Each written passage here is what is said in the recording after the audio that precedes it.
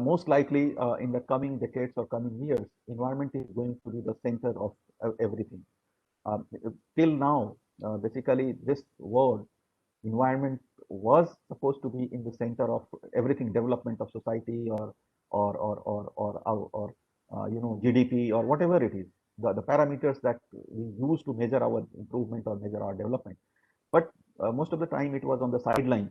But keeping in view the ongoing situation, if we do not make it in the center, if we do not do activities to keep it in the center, definitely the worst days are yet to come. So it is a warning bell for all of us. So as ma'am has already talked about the importance of species, and then she also talked about restoration. So here because in a webinar, my idea is to give inputs to the uh, to the members to the gathering about the things that I have done, not the things that I have read. So basically, I believe in spreading the message that I have practiced. So I have practiced conservation. We are a conservation action organization. So I think it is a great opportunity for me to share with the students and with the Srishti members of Srishti Society about the things that we have done. So it is a live example which help you in learning so many things. But at the same time, I'll also try to give you some theoretical input so that you contextualize the topic, you understand this topic, and then you are in a better position to do something similar like this in future whenever you get an opportunity. So with your permission, I would like to share my presentation.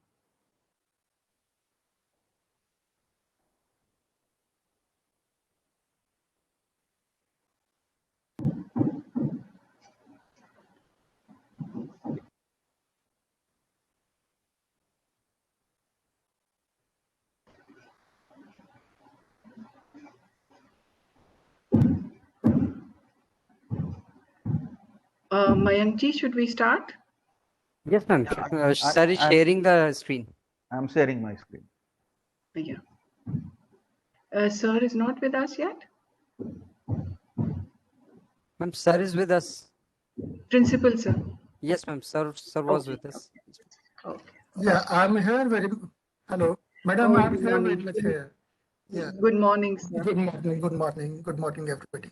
Yeah. Good morning, Good sir. to have you here, sir. Good morning, Good Dr. morning. Gupta sir. Good morning. Good morning, Mr. Good morning. I'm Sonia Dhingra this side. Good Good morning, ma'am. morning. Good morning. Good morning. So I am starting my presentation. Yeah, please. Sorry for the interruption. Please go ahead, Mr. Singh. All right. It is all right. I hope you can see my screen that I have already seen. Yes, yes. Okay, fine. In the next 1 hour or about 1 hour, I'll be talking about gharial conservation in India. Basically, I'll present one of the examples of restoration or in what was which was happened for this. There were very few number of in that system. Deep effort of last 7-8 years, we've been able to repopulate the species, repopulate the habitat, and now we do have a good number of species in that river system. So that will be that is the highlight of my presentation. But meanwhile, I will also let the audience know about the crocodiles, because some of you might not be the student of biology or might be student of some other stream. So I'll explain in brief about the crocodilians, the status of gharial, our focus species for today in India. Then what are the conservation challenges and actions that have been performed to make this species survive in the systems of the country. And at the end, I will present the conservation of gharial in Gandak River system as a case study. So, to those who do not who are not the student of biology or zoology, for this slide is basically for them. So, crocodilians are basically a long history. They do have long bodies, elongated or the mouth is long and flattened. Eyes, ear, and nostrils are at the top of the head. You can see the eyes, ear, and here are eyes, here is ear, and nostrils are on the top of the head. So means it breathes, sees, and hears, because it has to live in water. So when it brings it outside water, it is able to see and then listen and then sense the surrounding environment through a sense organ. And these group of animals can swim as well as move on land, but definitely they are not good in both of them. It means swimming and moving on the land, especially gharial, which prefers living in fast running rivers. It hardly comes out of the water and they hardly move on the land because their shoulder muscles are quite weak, and the egg and the legs are not adaptive to run or to move on ground. So the animal, the gharial, lives mainly inside the water. At the same time, other crocodilians like marsh crocodile or estuarine crocodile, or for that matter alligators, they may come outside the water and they can move fairly well on the ground. So altogether there are 24 species of crocodilians recorded on the earth. So these 24 species are categorized into three families of crocodilia, that is Alligatoridae, Crocodilidae, and Gavialidae. So in crocodiles there are three families. Generally people they get confused between alligators and gharial. It's the member of Gavialidae family. This Gavialidae family is represented by only one species, that is Indian gharial. You can see the difference between crocodiles, gharial, and alligators. So basically, in crocodile, the color is olive green to brown. One of the interesting difference between crocodile and alligators, you can see here, when a crocodile is when it keeps its mouth closed, you can see the teeth on the upper jaw and lower jaw. Here, if its snout is closed, you can see teeth of upper jaw and lower jaw. In case of alligator, the mouth is closed, the snout is closed, the teeth of only upper jaw is visible. So this is the difference that you can assess, that you can use in assessing whether it is a crocodile or an alligator. Gharial has a very distinctive feature of long snout. It is the only crocodile which has long snout. One other crocodile, Tomistoma, it has also long snout, but not like gharial. It is smaller than gharial. Among these three crocodilians, the distinctive feature of gharial is that their sexual dimorphism is quite prominent in gharial. Sexual dimorphism means through morphological observation, you can guess whether it is a male or a female. So in case of gharial, the males have a big pot-like structure on the tip of the snout, which is called ghada. So this structure, the ghada, is not present in female gharial. But you need to keep in mind that this ghada appears only in adult individuals. So adult male gharial can be differentiated from a female gharial, adult female gharial, by the presence of this snout on this pot-like structure on the snout. And on the right side, you can see this scale. So the crocodiles, they are very aggressive. So aggression, this shows you the aggression scale. So they are very aggressive. The gharials are very less aggressive, and alligators are moderately aggressive. So this is the scale of aggression. And snout, you can see the snout of crocodile, it is V-shaped, while the snout of alligator is it is like U. I'll show you in some other photograph as well. So this is the basic difference between these three families: the crocodilians, alligators, and gharial, Gavialidae family. So in India, there are three species of crocodilians reported in different water aquatic habitats of the country. One is Crocodylus porosus. This Crocodylus porosus is basically estuarine crocodile. Then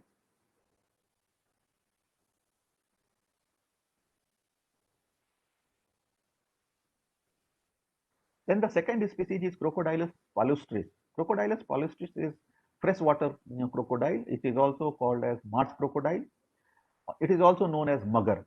So these are two species, and the third one is ghadial. So in India, there are only 3 species of crocodilians in different types of habitats.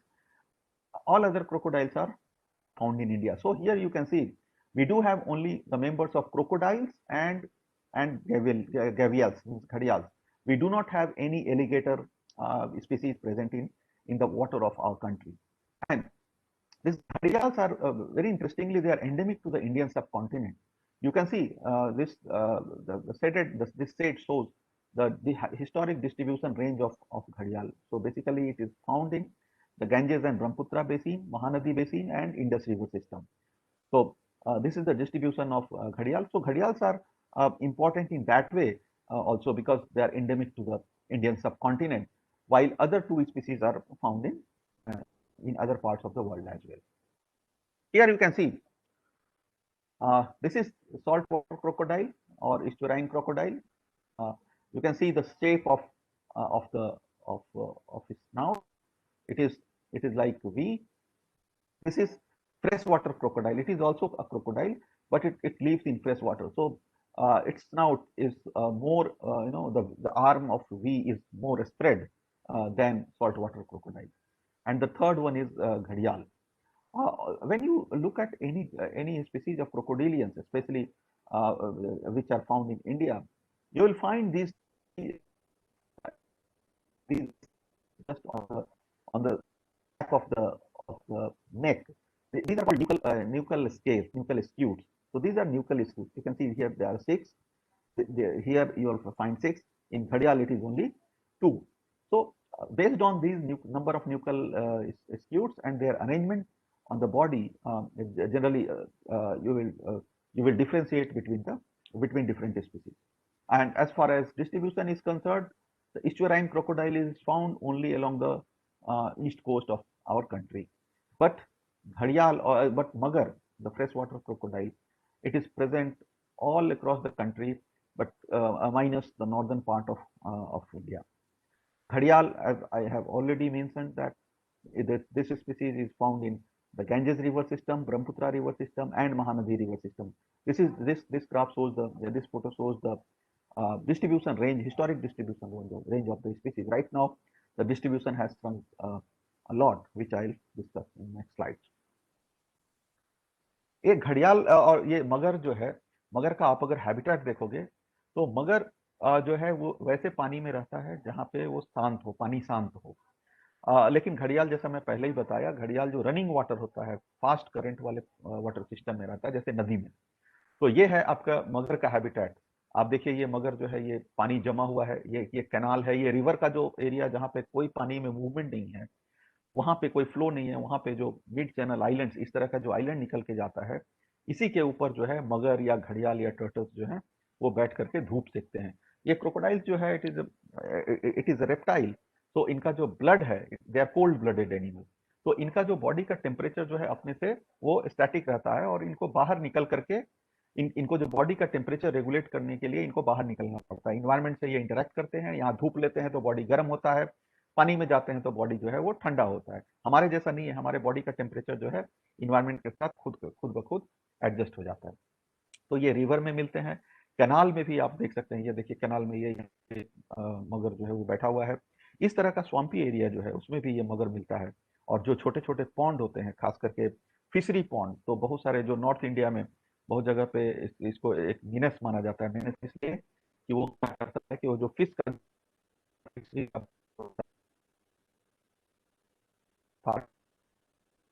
मछलियों को से बनता है। Hope I am audible. Hello Mayank, am I audible? Yes sir, audible sir. थोड़ी सी voice आपकी cut रही है, but you are audible. Okay, cut रही है। लेट मी चेंज, थोड़ा सा let me change my connection. Give me 2 minutes.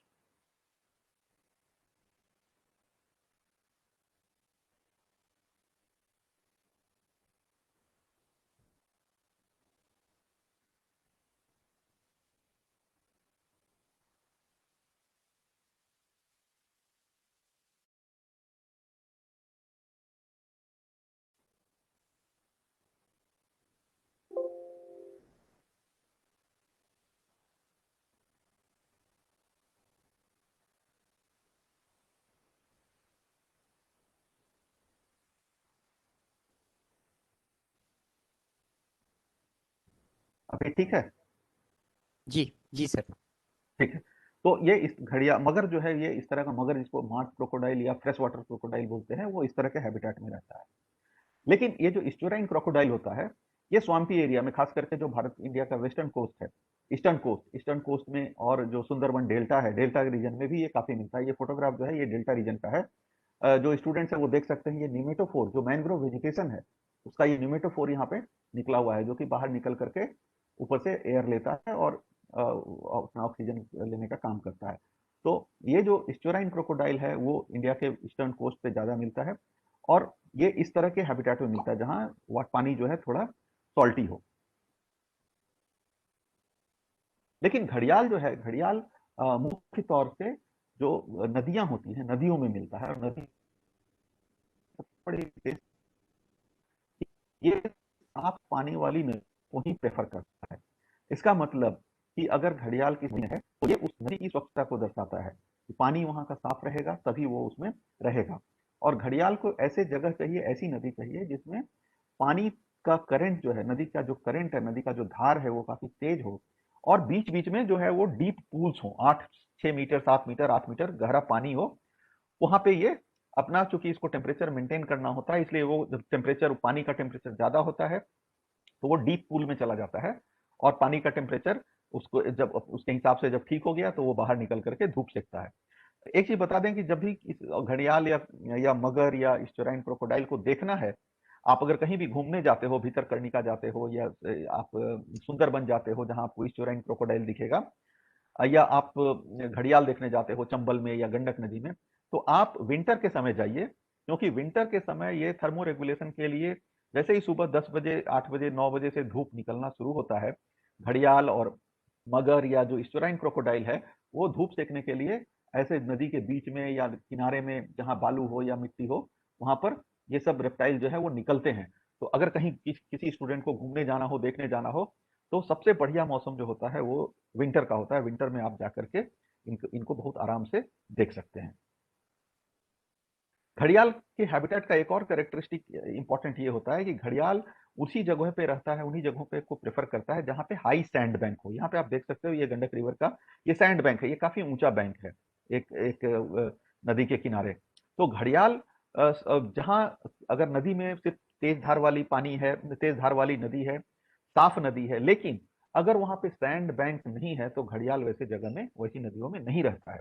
इसका कारण यह है कि घड़ियाल जो है वो अपना अंडा इसी तरीके के सैंड बैंक में चढ़ करके, नेस्ट होल जो है वो फीमेल जो है वो यहाँ पे गड्ढा बना करके उसमें अंडा देती है, और चूंकि स्लोप ज्यादा रहता है तो आराम से सरक करके पानी में आ जाती है। पहले ही जैसा कि हमने बताया कि घड़ियाल जो है वो पानी के बाहर निकल करके बहुत दूर तक चल नहीं, क्योंकि इसके जो कंधे होते हैं, जो हाथ होता है, उसका मसल जो है वो उतना मजबूत नहीं होता है कि ये जमीन के ऊपर चल सके। लेकिन इसके विपरीत जो मगर होता है, मगर जो है उसका उसका जो हाथ का जो ये होता है, कंधा जो होता है वो काफी मजबूत होता है। वो 2-3 किलोमीटर 4 किलोमीटर चला जाएगा। तो आप ज्यादातर जगह पे देखोगे कि गांव में वो पानी के उसमें निकल के, पानी से निकल करके रात को गांव में जाकर के बकरी पकड़ लेगा, किसी के यहाँ मुर्गी पकड़ लेगा। तो ये सब जो है जो न्यूसेंस जो है वो मगर करता है, लेकिन घड़ियाल पानी से बाहर निकलता ही नहीं है।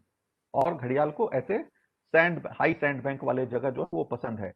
तो अगर घड़ियाल किसी जगह बच रहा है, इसका मतलब है कि नदी के साथ साथ उसके किनारे का जमीन जो बालू है, सैंड है, वो भी, रेत जो है वो भी सुरक्षित है। अगर इसी जगह पे हम लोग सैंड माइनिंग शुरू कर दें तो वो घड़ियाल के लिए अनुपयुक्त हो जाएगा, और घड़ियाल उस जगह को वहां से छोड़ के दूसरी जगह चला जाएगा, उस हैबिटेट को यूज नहीं करेगा। सो प्रेजेंस ऑफ घड़ियाल in any river system, it not only shows the suitable water quality and depth of the river and flow of the river, but it also represents it also shows that the banks of the rivers are also safe for the species. So पानी और बालू दोनों अगर सुरक्षित हो नदी में, तभी घड़ियाल वहां पे रहता है। इसलिए ये एक बहुत अच्छा इंडिकेटर है नदियों के हेल्थ का। जब हम घड़ियाल के स्टेटस की बात करें तो हम लोग देखेंगे कि ये जो हिस्टोरिकल डिस्ट्रीब्यूशन था घड़ियाल का, वो पाकिस्तान की नदियों में था, चूंकि इंडियन सब कॉन्टिनेंट में पाया जाता था। तो पहले करीब करीब गंगा की हर नदी में, मुख्य नदियों में ये पाया जाता था। उसके अलावे ये महानदी में भी मिलता था घड़ियाल। अभी भी महानदी में कुछ छोटी जनसंख्या है। ये जो ब्रह्मपुत्र नदी है, ब्रह्मपुत्र में भी और उसकी सहायक नदियों में भी घड़ियाल पाया जाता था। और उसके बाद गंगा की सभी सहायक नदियों में करीब करीब जो बड़ी मुख्य नदियां हैं उसमें घड़ियाल मिलते थे। और गंडक और पाकिस्तान में ये ब्यास नदी में पाया जाता था। लेकिन अगर हम अभी का बात करें, प्रेजेंट करंट स्टेटस देखें, तो अब ये मात्र कुछ नदियों में ही पाया जाता है। उसमें महानदी है। अब इधर कुछ सालों से जो ब्रह्मपुत्र है, ब्रह्मपुत्र और उसकी सहायक नदियों में घड़ियाल का प्रेजेंस जो है वो नहीं रिकॉर्ड किया गया है। और मुख्य गंगा का जो स्ट्रेच था, आप यहाँ देख सकते हो, ये गंगा नदी है, ये वाली जो है ये गंगा नदी है। अब जो है, अब घड़ियाल गंगा नदी से कंप्लीट खत्म हो गया, विलुप्त हो गया है। और जो कुछ सहायक नदियां हैं उसी में घड़ियाल जो है वो पाया जाता है। ये एक नदी जो है, यही नदी जो है वो गंडक नदी है, जो तिब्बत के पास से निकल करके आती है नेपाल होते हुए और इंडिया में घुसती है। नेपाल में इस नदी को नारायणी बोलते हैं, और जब वो इंडिया में आती है तो गंडक नदी कहलाती है। इसके बारे में हम लोग डिटेल से आगे देखेंगे। मतलब कहने का मतलब है कि पहले और अभी के अगर हम लोग कंपैरिजन करें तो घड़ियाल का जो डिस्ट्रीब्यूशन है वो काफी ही श्रिंक कर गया है। पहले ज्यादा नदियों में पाया जाता था, अब काफी कम नदियों में देखने के लिए मिलता है। और जब हम पॉपुलेशन की बात करें तो 1946 से 2006 के बीच में जो जो वैज्ञानिक आंकड़े बताते हैं, 1946 में चूंकि हमारे पास वैज्ञानिक आधार पर वैज्ञानिक तरीके से एकत्र किए गए जनसंख्या के आंकड़े नहीं हैं, तो जो अनुमानित आंकड़े हैं उस समय के, उसके तुलना में 2006 के में 2006 में जो पॉपुलेशन था उसमें करीब करीब 98% की जो है गिरावट जो है वो दर्ज की गई। और उसमें उसी 1997 और 2006 के बीच में जो मुख्य समस्या निकल आई, वो था कि जो एडल्ट जो जो जो वयस्क घड़ियाल थे, जो प्रजनन कर सकते थे, जो अंडा दे सकते थे, उनकी संख्या में करीब करीब 58% की वो जो घटा हुआ, उसके चलते ये जनसंख्या जो है, जो 1997 में 436 करीब करीब जो एडल्ट घड़ियाल थे, वयस्क घड़ियाल थे, उनकी संख्या 2006 में जो है 200 से भी कम हमारे नदियों में बच गई। ये दो मुख्य कारण थे कि घड़ियाल को जो है IUCN के स्टेटस में उसको क्रिटिकली इंडेंजर्ड डिक्लेयर किया गया। क्रिटिकली इंडेंजर्ड कहने का मतलब कि आप ये जानते होंगे कि ये देखिए, ये जो स्केल है ये थ्रेट स्केल है। ये IUCN का थ्रेट स्केल है, जिसको IUCN red list of threatened species बोलते हैं। इसमें इवेल्युएशन हम लोग करते हैं, बहुत सारे स्पीसीज हैं जिनका कि कोई इवेल्युएशन, कोई डेटा नहीं होता है, तो वो नॉट इवेल्युएटेड होते हैं। कुछ स्पीसीज ऐसे होते हैं जिनकी संख्या बहुत अधिक है, तो उसको हम लोग लिस्ट कंसर्न स्पीसीज बोलते हैं। कुछ स्पीसीज ऐसे होते हैं जिनकी संख्या कम है, वो आने वाले समय में वो विलुप्त नहीं होंगे, उनको नियर थ्रेटेंड बोलते हैं। जो थ्रेटेंड स्पीसीज हैं उसमें 3 कैटेगरी होता है: वल्नरेबल, इंडेंजर्ड और क्रिटिकली इंडेंजर्ड। क्रिटिकली इंडेंजर्ड जो होता है वो एक्सटिंक्ट इन वाइल्ड, ये EW जो है, ये एक्सटिंक्ट इन वाइल्ड इसको बोलते हैं। मतलब कि जो प्राकृतिक अधिवास है वहां से ये विलुप्त हो गया अगर, तो उसको एक्सटिंक्ट इन वाइल्ड बोलते हैं। और ये फाइनल जो है वो एक्सटिंक्शन होता है, मतलब कि वो स्पीसीज न तो अपने प्राकृतिक अधिवास में है और न ही कहीं कैप्टिविटी में है, जैसे चिड़ियाघर में या किसी दूसरे जगहों पे कहीं रखा गया है कैप्टिव कंडीशन में। तो ये स्थिति आती है तो आप देखोगे कि क्रिटिकली इंडेंजर्ड, जो कि घड़ियाल एक क्रिटिकली इंडेंजर्ड स्पीसीज है, ये एक्सटिंक्शन के सबसे करीब है। ये कैटेगरी जो है क्रिटिकली इंडेंजर्ड, ये एक्सटिंक्शन के सबसे करीब है। इसी से हम लोग देख सकते हैं कि घड़ियाल कितने समय, कितने मतलब इसको बचाने के लिए हमें कितने प्रयास करने चाहिए ताकि वो एक्सटिंक्ट ना हो जाए। इसलिए इसका संरक्षण जो है बहुत ही महत्वपूर्ण है, यहाँ तक कि बाघ और हाथी और गेंडे से भी महत्वपूर्ण है, क्योंकि बाघ जो है वो एक इंडेंजर्ड स्पीसीज है, गेंडा जो है सो वल्नरेबल स्पीसीज है, और हाथी है वो भी इंडेंजर्ड स्पीसीज है। घड़ियाल का के संरक्षण की जो स्थिति है वो इन दोनों से खराब है और ये क्रिटिकली इंडेंजर्ड में रखा गया है। 2007 में, जैसा कि मैं पहले बताया कि 2006 में जब गणना की गई तो 98% और 58% का जो डिक्लाइन हुआ उसके वेस्ट पॉपुलेशन में और मेल पॉपुलेशन में, उसके बाद 2007 में IUCN ने इसे क्रिटिकली इंडेंजर्ड जो है वो डिक्लेयर किया। और 2017 में, अभी 2 साल पहले, 3 साल पहले इसका फिर से असेसमेंट हुआ है, अभी भी ये क्रिटिकली इंडेंजर्ड श्रेणी में ही रखा गया है। IUCN जो है वो स्पीसीज का असेसमेंट जो है हर 3-4 साल, 5 साल पे करता रहता है, रेगुलर इंटरवल पे करता रहता है, और उसकी परिस्थितियां जो है वो बदलती जाती हैं थ्रेट स्टेटस के हिसाब से। लेकिन घड़ियाल के ऊपर से अभी जो खतरे के बादल हैं वो अभी खत्म नहीं हुए हैं, अभी उसके ऊपर छाए हुए हैं, क्योंकि यह अभी भी क्रिटिकली इंडेंजर्ड है। और संरक्षण के प्रयासों के द्वारा, कंजर्वेशन एक्शन के द्वारा हमारा ये प्रयास होता है कि ये क्रिटिकली इंडेंजर्ड स्पीसीज को हम लोग डाउनग्रेड करें, इंडेंजर्ड कैटेगरी में लाएं। हम इतना मेहनत करें, इतना संरक्षण करें कि ये क्रिटिकली इंडेंजर्ड जो स्पीसीज है वो इंडेंजर्ड स्पीसीज हो जाए, या जो इंडेंजर्ड स्पीसीज है वो वल्नरेबल की श्रेणी में आ जाए, जिसका असेसमेंट जो है वो प्रोफेशनल बॉडी जो है IUCN वो करती है। जो मुख्य थ्रेट आप घड़ियाल को देखोगे उसमें एक बहुत ही इंपॉर्टेंट थ्रेट है मछली के जाल में फंसना। ये आप देखो, मछुआरा मछली के जाल में, ये टेंगरा मछली है, उसके जाल में ये घड़ियाल का जो है छोटा बच्चा फंस गया है। तो इस तरह से कभी कभी बड़े जाल में बड़ा घड़ियाल भी फंसता है, तो उसे भी लोग निकालने के बजाय, छोड़ने के बजाय, मछुआरे डर के चलते उसको मार देते हैं। अब ये इसमें आप इस वाले फोटो में आप देखोगे कि जो घड़ियाल जहाँ पे बास्किंग साइट है वहां पे एंथ्रोपोजेनिक एक्टिविटी है, मानवीय गतिविधियां चल रही हैं। इससे क्या होता है कि घड़ियाल का जो हैबिटेट में डिस्टरबेंस होता है, तो घड़ियाल अभी जो आराम से यहाँ पे धूप सेक रहा है, हो सकता है कल को डिस्टरबेंस के चलते वो इस जगह को छोड़ दे और ये ऐसी जगह रहने लगे जहाँ का हैबिटेट इसके लिए सुटेबल नहीं है। तो जो मानवीय जो दबाव है, मानवीय डिस्टरबेंसेज हैं, उसके चलते भी वो भी घड़ियाल के लिए एक इंपॉर्टेंट थ्रेट है। यहाँ पे आप देख रहे होगे कैटल जा रहा है। ये कैटल का जो मेन रोल है, वो घड़ियाल अगर किनारे पे बालू पे निकल करके अंडा देता है, तो बहुत सारे जगहों में ये देखा गया है कि ये इतने बड़े बड़े जब कैटल हर्ड आते हैं तो खास करके घड़ियाल वैसे जगहों पे अंडा देता है जहाँ चढ़ने का उसको जगह मिलता है, और उसी जगह से कैटल जो है वो आते हैं, नदी में जाते हैं, पानी पीते हैं। तो उनके जो अंडे हैं, जो घोंसले हैं, जो बालू के अंदर होते हैं, रेत के अंदर होते हैं, उनको बहुत ही क्षति होती है इस तरह के कैटल मूव। एक और बहुत बड़ा थ्रेट है इस तरह के डैम और बैराज। ये बैराज है। बैराज है कि पानी को रोक करके उसको चैनलाइज किया जाता है कैनाल के थ्रू, नहर बना करके उसको या तो हम सिंचाई के लिए पानी लेके जाते हैं या विद्युत उत्पादन के लिए लेके जाते हैं।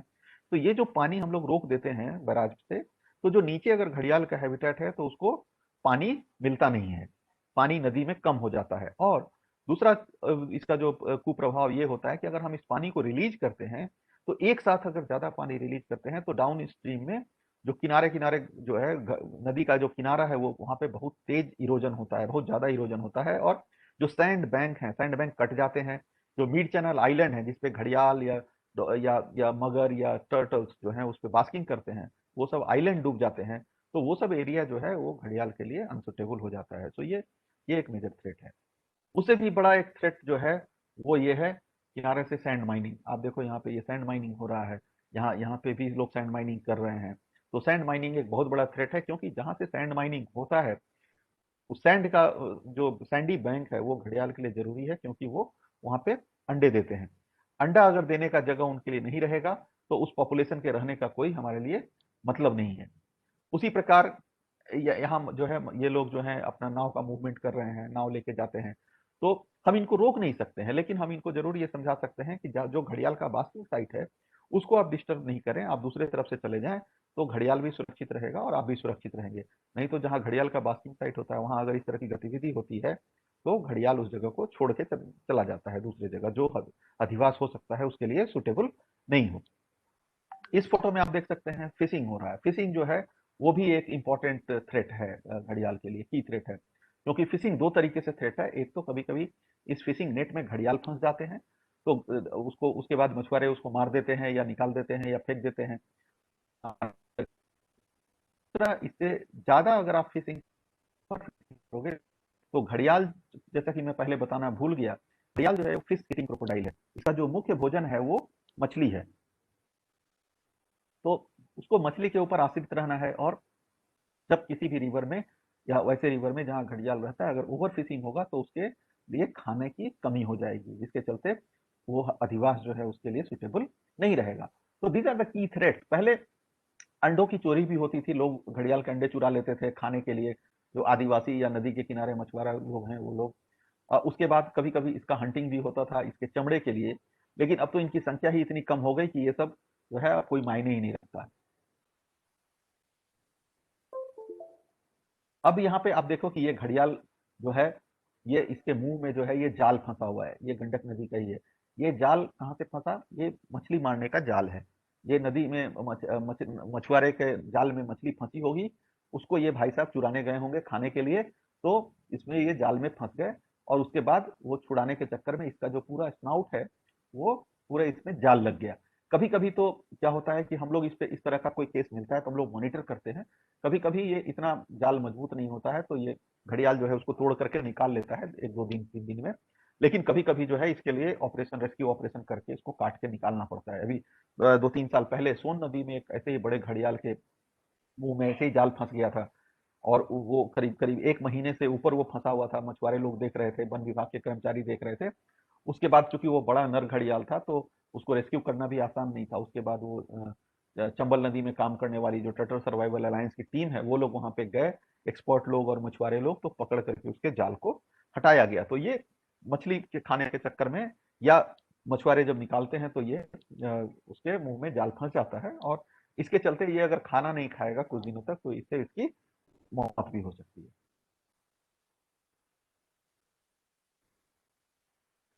एक बहुत इंपॉर्टेंट 7-8 में चंबल नदी में निकल कर वो ये हुआ कि चंबल नदी में मास मोर्टेलिटी हुई 2007-8 में। करीब 100 से ऊपर घड़ियाल जो वो मृत पाए गए, पानी में मरे हुए पाए जाते थे। और उस उन मरे हुए घड़ियालों में ज्यादातर जो थे वो सब एडल्ट घड़ियाल हुआ करते थे, और कुछ एडल्ट फीमेल्स हुआ करती थी, जो मादा, एडल्ट मादा, और जो है वो सब एडल्ट जो अवयस्क बच्चे होते थे उनके। तो करीब करीब 100 से ऊपर घड़ियाल उस समय मृत पाए गए थे 2007-8 के दौरान। बाद में काफी उसके ऊपर रिसर्च हुआ तो पता चला कि उनका जो था वो किडनी डैमेज हो जाता था, और उन घड़ियालों का, और वो किसी अननोन टॉक्सिकेंट के चलते, कोई पोल्यूटेंट था जिसको कि वो चंबल नदी में जो है वो रिलीज किया जाता था, कहीं से आ रहा था वो, उसके चलते घड़ियालों की मौत हुई थी। ये काफी दिनों के बाद ये उसका जब रिसर्च हुआ, उसके ऊपर इन्वेस्टिगेशन हुआ, तो काफी दिनों के बाद ये निकल करके आया। तो ऐसे जो मास मोर्टेलिटी भी घड़ियाल के होते हैं, बहुत बार क्या होता है कि जो वाइल्ड पॉपुलेशन होता है उनकी ऐसी मास मोर्टेलिटी होती है, जो कि एक बहुत बड़ा थ्रेट है उस स्पीसीज के लिए। तो घड़ियाल के लिए भी ये एक थ्रेट 2007-8 में उभर करके आया।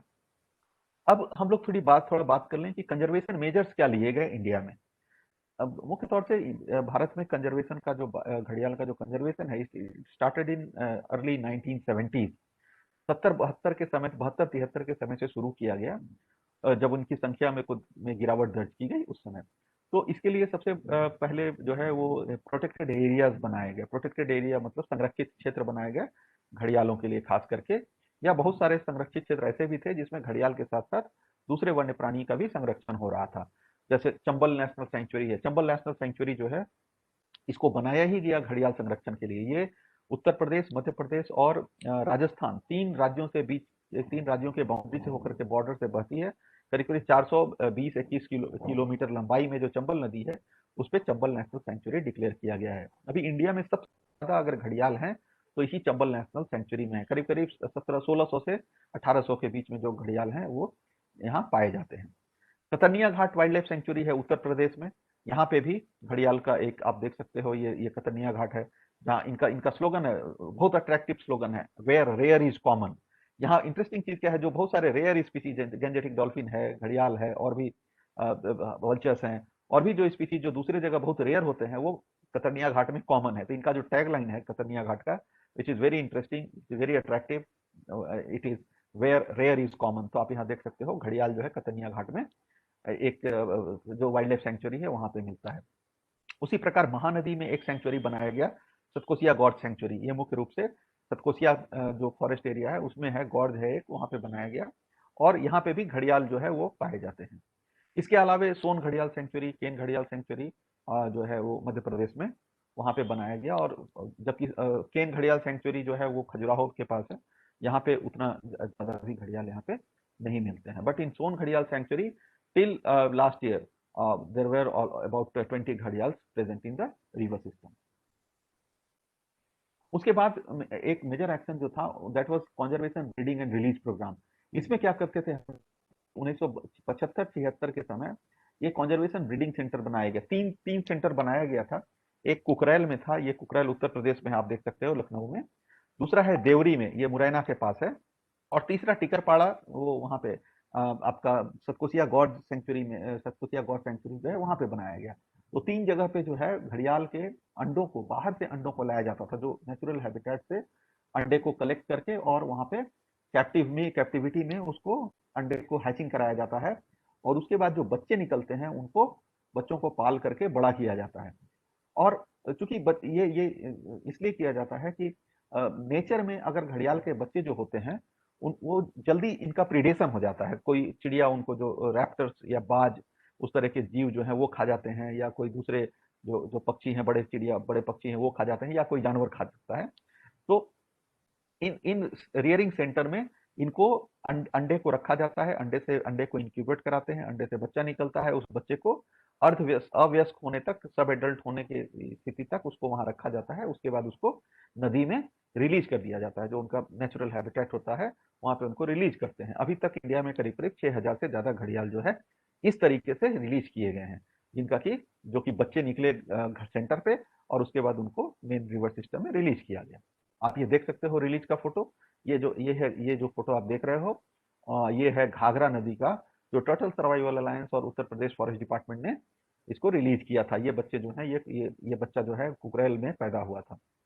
ये जो है, ये आप जो देख रहे हो, ये ब्यास रिवर पंजाब में पिछले कुछ साल, 3-4 साल पहले से जो है वहां पे कंजर्वेशन एक्शन ये शुरू हुआ है। तो वहां पे भी घड़ियाल रिलीज किया जा रहा है ब्यास नदी में, पंजाब में, वहां पे ये रिलीज किया जा रहा है। तीसरा, ये जो फोटो आप देख रहे हो ये गंडक नदी का है। तो गंडक में जो घड़ियाल रिलीज किया गया था वो पटना के जू में, पटना में एक संजय गांधी जैविक उद्यान है बिहार में, वहां घड़ियाल के बच्चे पैदा हुए थे। तो उनको 30 घड़ियालों को 2014-15 में रिलीज किया गया। तो जो कैप्टिविटी में घड़ियाल को जो ब्रीडिंग होता है और रियरिंग होता है, वो जब सब एडल्ट स्टेज के हो जाते हैं तो उनको हम लोग मार्क करते हैं। आप देखो ये 46 नंबर लिखा हुआ है ना, इसमें इसमें आप देखोगे ध्यान से तो इसका टेल स्क्यूट को हम लोग कट करते हैं। ये मार्किंग इसलिए जरूरी है कि जब घड़ियाल नदी में देखा जाए तो ये पता चल सके कि वो वहां का वाइल्ड घड़ियाल है या कोई रिलीज घड़ियाल है। और ये मार्किंग जो है सारे रिलीज एनिमल का मार्किंग किया जाता है उसकी पहचान के लिए। अभी जो वर्तमान में स्थिति थोड़ी घड़ियाल की जो स्थिति है वो पहले से बेहतर है, क्योंकि पॉपुलेशन जो है अभी बढ़ना शुरू हुआ है। अभी पॉपुलेशन करीब घड़ियाल का 2000 से 2200 के बीच में है। और जो मैच्योर इंडिविजुअल्स हैं, जो 2007-8 में घटकर 200 से कम हो गए थे, उनकी संख्या 300 से 900 के बीच में आकलित की गई है, और इसका जो मीन वैल्यू है वो 650 के आसपास है। लेकिन दूसरा इंटरेस्टिंग चीज क्या है कि अभी जो इनका रेंज है वो सिर्फ 14 जो है, वो ये 14 वाइडली स्पेस्ड लोकेशंस हैं इंडिया में और नेपाल में, बस वहीं पे ये बच गए हैं। मतलब कि पूरे रिवर में भी कहीं कहीं ये नहीं पाया जाता है। जो 14 जो इसके हैबिटेट्स हैं, आप देख सकते हो इसमें ऑरेंज से दिखाया गया, ऑरेंज कलर से, ये बहुत ही दूर दूर हैं। उस 14 पॉपुलेशन में से 6 जो है वो उनको मेजर पॉपुलेशन कहा गया है, और 8 को माइनर पॉपुलेशन कहा गया है।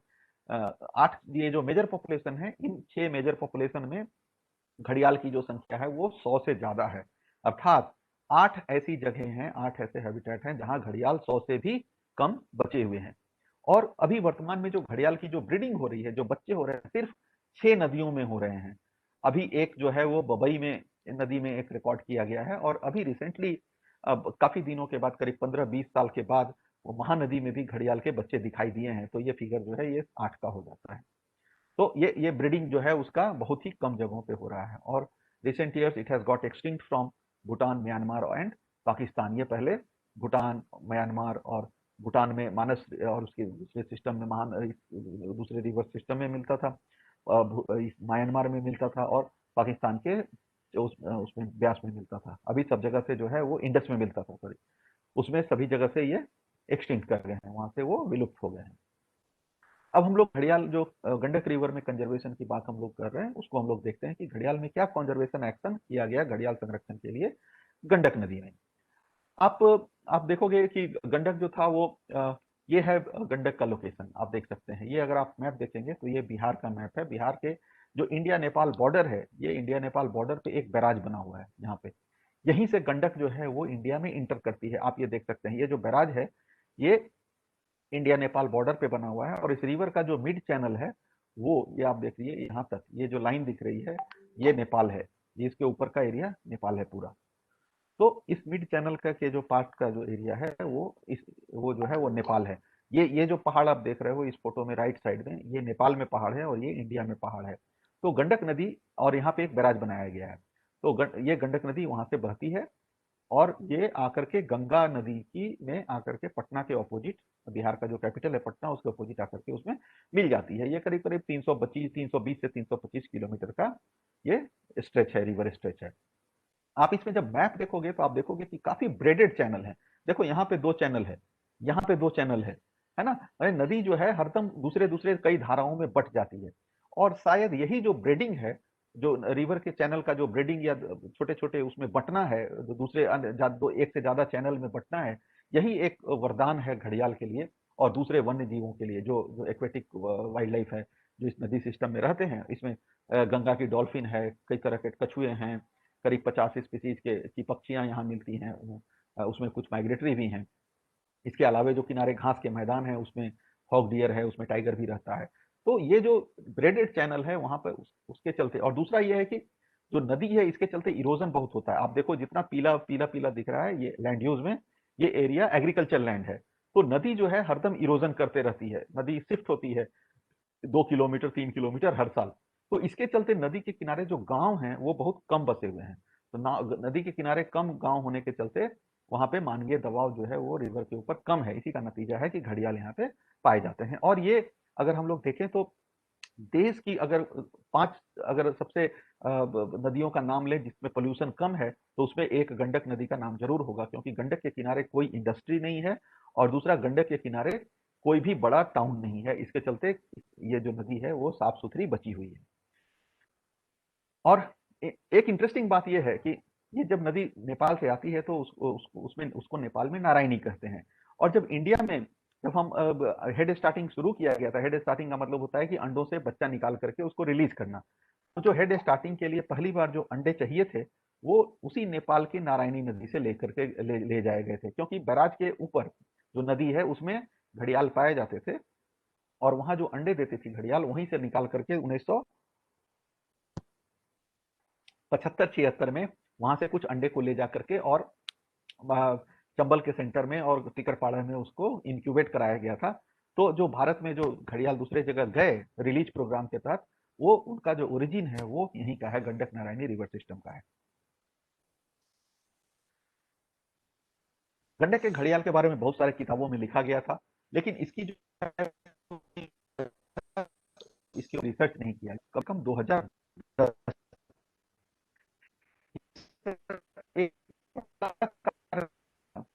कि जो नदी है वो भारत, वो इंडिया उत्तर प्रदेश के 3 इंटरनेशनल स्टेट बाउंड्री, इस तरह की जो इंटरनेशनल होता है वो एरिया जो होता है वहाँ एंटी सोशल एलिमेंट्स उसका काफी इस्तेमाल करते हैं उस एरिया का। यहाँ से पुलिस अगर उनको पीछा करेगी तो वो दूसरे स्टेट में चले जाएंगे, वहां से पुलिस पीछा करेगी तो वो नेपाल में चले जाएंगे। तो इसके चलते इस तरह का जो क्षेत्र होता है वो एंटी सोशल एलिमेंट्स का अड्डा था गंडक नदी। उसके चलते जो था लॉ एंड ऑर्डर ठीक नहीं होने के चलते कोई रिसर्च वहां पे नहीं हुए 2010 तक। इसलिए किसी को पता नहीं है कि घड़ियाल वहां पे के आसपास जो है कुछ रिकॉर्ड फॉरेस्ट ऑफिसर थे, ऐसा ही उन्होंने एक किताब लिखी है back to the wall the saga of wild life in Bihar. उसमें कुछ जानकारी मिलती है कि वहां पे जो है घड़ियाल दिखाई देते थे, 8-9 घड़ियाल 10 घड़ियाल बैराज के पास। उस समय भी लोग नीचे नहीं जाते थे क्योंकि वहां पे डकैत और किडनैपर लोग उस जगह को ऑक्युपाई किए हुए थे। 2010 में यहाँ पे जो कंजर्वेशन एक्शन का काम है वो शुरू किया गया। पहली बार एक सर्वे किया गया उस नदी में, क्योंकि तब तक है वहाँ का जो लॉ एंड ऑर्डर सिचुएशन है वो इम्प्रूव कर गया था। आप देख सकते हैं ये जो सर्वे था ये मल्टी ऑर्गेनाइजेशन सर्वे था। उसमें wild life trust of India, WWF India, turtle survival alliance, उसके बाद Madras crocodile bank trust, Bihar forest department, ये सारे लोग मिल करके वो फर्स्ट सर्वे किए थे 2010 में। उस सर्वे में जो आंकड़े आए उसके आधार पर 2014 में तो एक्स सीटू और इन सीटू कंजर्वेशन प्रोग्राम था, उसके लिंकिंग की बात शुरू हुई। यहाँ हम बता देते हैं कि एक्स सीटू का मतलब है जो उसका जो नेचुरल हैबिटेट है उसके बाहर अगर हम संरक्षण करते हैं किसी भी चीज का तो उसको एक्स सीटू कंजर्वेशन कहते हैं। यहाँ क्या हो रहा था कि बिहार में घड़ियालों का संरक्षण पटना जू में किया जा रहा था। पटना जू में घड़ियाल रखे हुए थे और वहां उनके बच्चे जो है 2004-05 से आने शुरू हो गए थे। तो उन बच्चों को इन सीटू कंजर्वेशन के लिए मतलब नदी में रिलीज करने के लिए उनको इस्तेमाल किया गया। तो 2014 में वो हम लोगों ने शुरुआत की। 2016 में हम लोग पॉपुलेशन मॉनिटरिंग करते रहे और 2016 में पहली बार हम लोगों को वहां पे घड़ियाल के अंडे मिले। घड़ियाल वहां पहले भी अंडे देते थे लेकिन कोई वहां पे ध्यान नहीं देता था, तो अंडे जो है वो नदी में बह जाते थे, पानी में बह जाते थे और वो बर्बाद हो जाते थे। उसके बाद अभी हम लोगों ने वहां पे अभी जो इनिशिएटिव लेना शुरू किया है wild life trust of India और वहाँ बिहार फॉरेस्ट डिपार्टमेंट ने, हम लोग चाह रहे हैं कि उसका जो रिवर का जो मुख्य स्ट्रेच है उसको हम लोग एक प्रोटेक्टेड एरिया जो है उसको हम लोग नोटिफाई कर दें, ताकि उसमें से बहुत सारी चीजें जो हैं, जो प्रॉब्लम्स है वो खत्म हो जाए और उसका मैनेजमेंट जो है वो साइंटिफिक तरीके से शुरू किया जा सके सरकार के द्वारा, क्योंकि जब तक सरकार उसका मैनेजमेंट अपने से नहीं करेगी, लॉन्ग टर्म सस्टेनेंस जो है वो नहीं हो पाएगा किसी भी कंजर्वेशन एफर्ट का। 2010 में जो सर्वे हुआ उसमें मात्र 15 घड़ियाल रिकॉर्ड किए गए थे, बहुत छोटी सी संख्या थी। हाँ, एक चीज ये है कि जो 2015 का सर्वे हुआ उस समय अनफॉर्चुनेटली जो मौसम था वो बहुत खराब हो गया, धूप ही नहीं निकल रही थी, तो उसके चलते घड़ियाल पानी से बाहर नहीं निकलते थे। तो एक रीजन वो भी हो सकता है कि 15 से कम इतने कम संख्या में घड़ियाल जो है वो हम लोगों को दिखाई दिए, जो सर्वे टीम थी उसको दिखाई दी। लेकिन उस सर्वे में ये भी निकल करके आया कि जो सुटेबल हैबिटेट है वो अवेलेबल है घड़ियाल के लिए।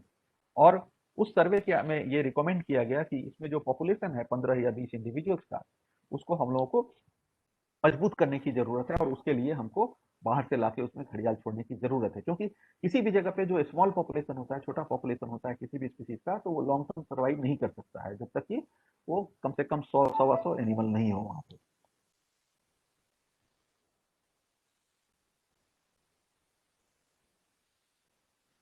दो 2012 में जो है वो स्टेट की वन्य प्राणी परिषद की बैठक हुई, जिसका मैं मेंबर भी हूँ, state board for wild life का। उसमें ये रिकमेंड किया गया कि घड़ियाल, आप देख सकते हो कि घड़ियालों को पटना जू से ले जा करके गंडक नदी में रिलीज किया जाए। तो 2010 में हम लोगों ने बात शुरू किया कि हाँ इसको शुरू करना है, तो 2012 में सरकार ने उस पर परमिशन दिया, उसके ऊपर अप्रूवल दिया कि हाँ ठीक है उसको रिलीज करें। और यहाँ से उसके उसमें ये दिया गया कि जो स्टडी है वो wild life trust of India करे, और जो उसका उसका जो रिलीज है वो इंटरनेशनल जो प्रोटोकॉल है उसके हिसाब से किया जाए। उसके बाद 2014 में जो है वो बिहार फॉरेस्ट डिपार्टमेंट और wild life trust of India ने है, उसने दोनों ने मिलकर घड़ियाल रीस्टॉकिंग का काम शुरू किया गया। और ये पटना का संजय गांधी जैविक उद्यान जो है, यहाँ से घड़ियाल, ये घड़ियाल है उसका बच्चा है, ये संजय गांधी जैविक उद्यान का फोटो है जू का, वहां से बच्चे को निकाल करके आप देखोगे ये कैप्टिव ब्रेड घड़ियाल है। 2003-4 में ये पैदा हुए थे, ये रिलीज स्टॉक हमारे पास अवेलेबल, उनको इस नदी में, गंडक नदी का में रीस्टॉकिंग के लिए हम लोगों ने इस्तेमाल किया। ये आप देख सकते हो, ये जो घड़ियाल का जो है वो जू में रखे हुए हैं। तो जब घड़ियाल को रिलीज करते हैं तो उसके लिए उसको कुछ प्रिपरेशन कुछ करना पड़ता है हम लोगों को, है ना। तो उसके लिए आप देख रहे हो ये ग्रीन हम लोग कर्टेन लगा दिए हैं। ये ग्रीन कर्टेन इसलिए है कि यहाँ पे कोई पब्लिक नहीं जा सकती है, ये ऑफ डिस्प्ले, एनिमल्स को ऑफ डिस्प्ले रखा जाता है ना, ताकि वो आदमी का उनको वहां पे पता नहीं चले कि यहाँ पे आदमी है या कोई डिस्टरबेंस है। नहीं तो क्या होता है कि अगर आदमी के आवाज से अगर उनको ये हैबिचुएट हो जाएंगे तो उनको आदमी से डर नहीं लगेगा, और हो सकता है वो आदमी के करीब आ जाए अगर उनको अगर नेचुरल हैबिटेट में छोड़ा जाए उसके बाद भी। उसके बाद हम लोग क्या करते थे कि जो सुटेबल घड़ियाल थे साइज से के हिसाब से, जो सब एडल्ट घड़ियाल थे, सब एडल्ट घड़ियाल, एक चीज और बता देते हैं, घड़ियाल में जो एज हम लोग बताते हैं वो उसकी लंबाई के आधार पर बताते हैं। 2.7 मीटर से बड़ा होता है उसी को हम लोग एडल्ट मानते हैं, उसके नीचे जो है वो सब एडल्ट होता है, और जुवेनाइल और ईयरलिंग्स होते हैं। तो उसको उसको निकाल करके सेग्रीगेट करके उसके बाद एक्लेमेटाइज किया जाता है। एक्लेमेटाइजेशन में हम लोग क्या करते हैं, ये जो जिस जू के जिस एक्वेरियम में या पॉन्ड में रखा जाता है उसमें हम लोग लाइव फिश छोड़ते हैं, जिंदा मछली, ताकि ये जब नदी में जाए तो इसको तो जिंदा मछली पकड़ करके खाना होगा। तो इसको आदत जो है हम लोग डालते हैं, जिंदा मछली इस पानी में छोड़ दिया जाता है और ये जिंदे मछली को ही पकड़ने का ये हैबिचुएट इसको करते हैं। तो ये 3-4 महीने ऐसे करने से जो घड़ियाल है वो सीख जाता है जिंदे मछली को पकड़ना। उसके बाद हेल्थ स्क्रीनिंग करते हैं कि उसकी कोई बीमारी तो नहीं है, क्योंकि अगर इसमें बीमारी होगी, कैप्टिविटी में ज्यादा एनिमल जो होते हैं उनको बीमारी हो जाती है, क्योंकि वो आदमी के संपर्क में रहते हैं या नेचुरल हैबिटेट में नहीं रहते हैं उस कारण। और अगर ये बीमार हैं और इनको उनको हम अगर नदी में ले जा करके छोड़ दें नेचुरल हैबिटेट में, तो उसमें क्या होता है कि ये बीमारी जो है वो वहां से निकल करके जो है वो जो है वो जो प्राकृतिक अधिवास है वहां पर भी वो बीमारी फैल जाए। उसके बाद हम उसकी सेक्सिंग करते हैं, उसमें हम आइडेंटिफाई करते हैं कि कौन मेल है कौन फीमेल है, और एक सर्टेन रेशियो के हिसाब से उसको छोड़ा जाता है। और उसी समय हम लोग नदी का भी सर्वे कर रहे होते हैं। आप लोग देख रहे होंगे ये नदी का सर्वे चल रहा है, इसलिए कि हम लोग आइडेंटिफाई करते हैं। अब तो ये नदी जो है मान लीजिए कि 320 किलोमीटर लंबी है, तो इन घड़ियालों को छोड़ा कहाँ जाए। तो उसके लिए जो साइट सिलेक्शन करने के लिए जो रिलीज साइट सिलेक्शन होता है, रिलीज साइट करने के लिए जो साइट सिलेक्शन होता है उसके लिए पूरे रिवर का सर्वे किया जाता है कि कौन सा जगह सुटेबल है, जहाँ डिस्टर्बेंस कम है, जहाँ पे मछली सही है, ज्यादा है, पानी ज्यादा है, वैसे जगहों का चुनाव हम लोग करते हैं, जैसे यहाँ पे हम लोगों ने 3 जगहों को सेलेक्ट किया था, वहीं पे ले जाकर के इन घड़ियालों को छोड़ने की प्रक्रिया पूरी होती है। ये देखिए, ये घड़ियाल जब रिलीज किया जाता है तो ये कैसे किया जाता है। ये घड़ियाल को हम लोग ट्रांसपोर्ट करके पटना से वहां लेके गए, करीब 300 मीटर किलोमीटर। ये एक लकड़ी का बॉक्स रहता है, उसमें लेकर के जाया जाता है। सबका जो है ब्लाइंड फोल्ड करके रखते हैं सारे घड़ियाल को। आप ये जान लो कि किसी भी एनिमल को अगर आप उसकी आंख के ऊपर कपड़ा डाल दोगे तो वो स्ट्रेस में नहीं रहेगा, वो छटपटाएगा नहीं या आपसे डरेगा नहीं। किसी भी एनिमल का, अगर आपके घर में भी कोई चिड़िया निकलती है या कोई भी चीज निकलती है, आप उसको पकड़ने का कोशिश करते हो, तो सबसे पहले उसके ऊपर आप आंख के ऊपर कपड़ा डाल दीजिए, वो शांत हो जाएगा तुरंत। तो इसी के लिए आप लोग देखिए, गनी बैग जो है, ये सारे ब्लाइंड फोल्डेड हैं एनिमल। इनको ला करके रात भर ये ट्रेवल करके गए हैं, इसलिए हम लोग उनको उतार करके सीधे रेत पे रख दिए हैं शांत होने के लिए। स्ट्रेस में इनको नहीं रहना चाहिए। उसके बाद आप देख रहे हैं, ये यहाँ पे इनका इनका जो स्नाउट है उसको बंद करके हम बांध करके लेके जाते हैं। उसके बाद कुछ कुछ चीजों, जैसे यहाँ पे इनका सैटेलाइट कॉलर हम लोग लगा रहे हैं, उसको हम लोग स्टार्ट कर रहे हैं। उसके बाद ये घड़ियाल जो है अपने आप पानी में चला जाता है। हम लोगों ने जो घड़ियाल रिलीज किए, 30 घड़ियाल हमने रिलीज किए थे, 3 मेल और 27 फीमेल। उसमें से 2 जो है वो सैटेलाइट टैग घड़ियाल थे, और 2 जो 4 जो है वो रेडियो टैग उसमें लगे हुए थे। एक चीज और बता दें कि कभी भी आप जब या कोई भी कंजर्वेशनिस्ट या कंजर्वेशन ऑर्गेनाइजेशन या गवर्नमेंट किसी एनिमल्स को रिलीज करती है, तो सबसे जरूरी है कि रिलीज करने के बाद वो एनिमल अपने हैबिटेट में कैसे परफॉर्म कर रहा है उसको ध्यान देना, उसको उसकी स्टडी करना। अगर आप एनिमल को रिलीज कर दिए और एनिमल मर गया या नहीं सरवाइव कर रहा है, या उसको दूसरे स्पीसीज से या अपने स्पीसीज के दूसरे इंडिविजुअल से अगर कंपटीशन है, तो ये सही नहीं होता है। इसलिए मॉनिटर करना जरूरी है, और घड़ियाल के केस में हम ये भी मॉनिटर करते हैं कि वो कहाँ तक जाता है। तो इसके लिए ये सैटेलाइट टैग जो है वो काफी हेल्प करता है। ये फर्स्ट टाइम हम लोगों ने इंडिया में, वो इंडिया क्या वर्ल्ड में वो फर्स्ट टाइम घड़ियाल के ऊपर सैटेलाइट टैग हम लोग लगाए थे, 2 घड़ियाल के ऊपर, और 4 के ऊपर रेडियो टैग लगाए थे, जिसका की मॉनिटरिंग हम लोग करते थे। आप ये देखिए, ये जो रेडियो टैग लगा हुआ घड़ियाल है, उससे हमारी टीम जो है वो बायोलॉजिस्ट हमारा जो है वो मॉनिटर कर रहा है, सिग्नल मिलता है कि कहाँ घड़ियाल कहाँ पे है। इससे हमें पता चल जाता है कि घड़ियाल कहाँ पे है। उसके बाद उनके मॉनिटरिंग के लिए जहाँ एनिमल हम लोग रिलीज करते हैं, तो उसके आसपास जो बास्किंग साइट्स होते हैं, वो हमें पता होता है कि कहाँ कहाँ ये धूप सेक सकते हैं, उसकी भी मॉनिटरिंग हम करते हैं। उसके अलावा पूरे रिवर में जो 320 किलोमीटर का स्ट्रेच है, उस पूरे स्ट्रेच में भी हम कंटिन्यूअस मॉनिटरिंग साल में 2 बार करते हैं, ताकि अगर घड़ियाल दिखता है तो हमें पता चल जाए कि हमारे रिलीज घड़ियाल की हालत क्या है। इंटरेस्टिंग फाइंडिंग ये हुआ कि देखिए, एक घड़ियाल जो है फीमेल जो थी वो 420 किलोमीटर मूव की। जहां हम लोगों ने रिलीज किया था, वहां से वो रिवर सोन में चली गई, एक दूसरी नदी है गंगा की ट्रिब्यूटरी, सदर्न ट्रिब्यूटरी, वहां चली गई।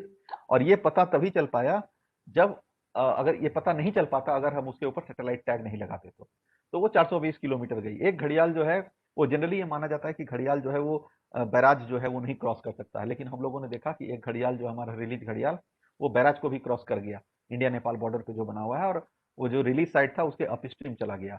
जब बैराज का गेट खुलता है, पानी का लेवल ज्यादा होता है, उस समय ये घड़ियाल वहां से मूव कर गए। तो हमने 30 घड़ियाल रिलीज किए थे, उसमें से 18 को हमने डायरेक्ट साइटिंग किया, है ना।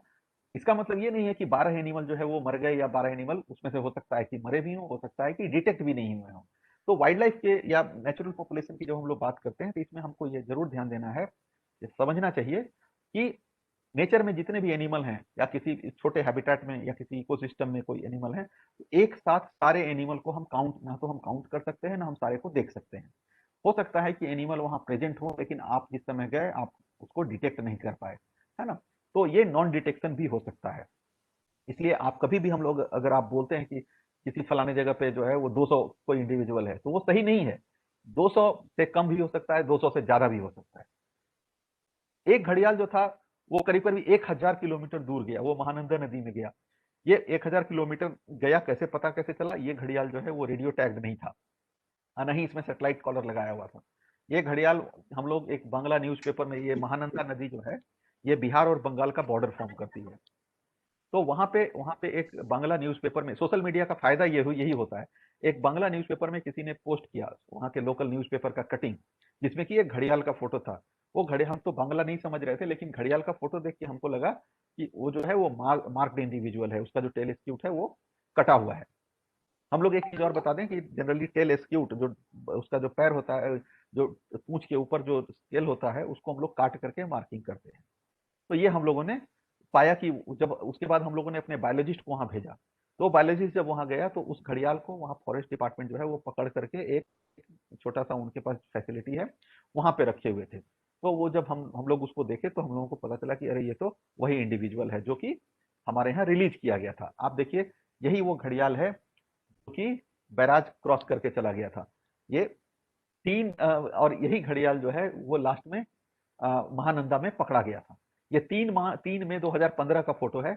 ये जब बैराज क्रॉस करके ऊपर में जा करके बास्किंग कर रहा था, तो आप देखिए ये इसके स्नाउट के नीचे, हो सकता है आप लोग को दिखाई दे रहा होगा, ये एक लटका हुआ पोर्शन है। इसके स्नाउट का नीचे वाला जो पार्ट है वो टूट गया था, कहीं से टकरा करके टूट गया होगा। उसके बाद ये हमने ये टेल एस्क्यूट यहाँ काट करके, एक कट यहाँ किया हुआ है, एक कट यहाँ किया हुआ है, ये नंबर हमने मार्क करके रखा हुआ है।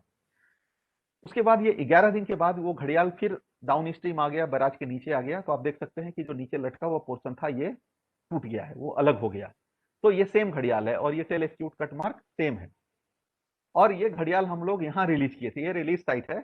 और यहाँ से ये पूरा गंडक नदी क्रॉस करके ये गंगा नदी यहाँ है, गंगा नदी में आया, ये गंगा है, यहाँ आकर के ऐसे गया और ये इस नदी में यहाँ पे कैप्चर किया गया था, बिहार और उसके वेस्ट बंगाल के बॉर्डर के पास, इस नदी में, इस जगह पे वो लोकल फिशरमैन जो हैं वो उसको कैप्चर कर लिए थे। बाद में वो फॉरेस्ट डिपार्टमेंट को हैंड ओवर कर दिए। उस समय काफी मीडिया में ये आया था। उसके बाद एक और मजेदार चीज क्या होता है कि जब आप रिलीज घड़ियाल को देखते हैं, जब जैसे आप ये देखिए ये घड़ियाल रिलीज किया हुआ है, आप ये देखो यहाँ पे एक टेल स्क्यूट ये कटा हुआ है और ये एक स्क्यूट यहाँ पे कटा हुआ है।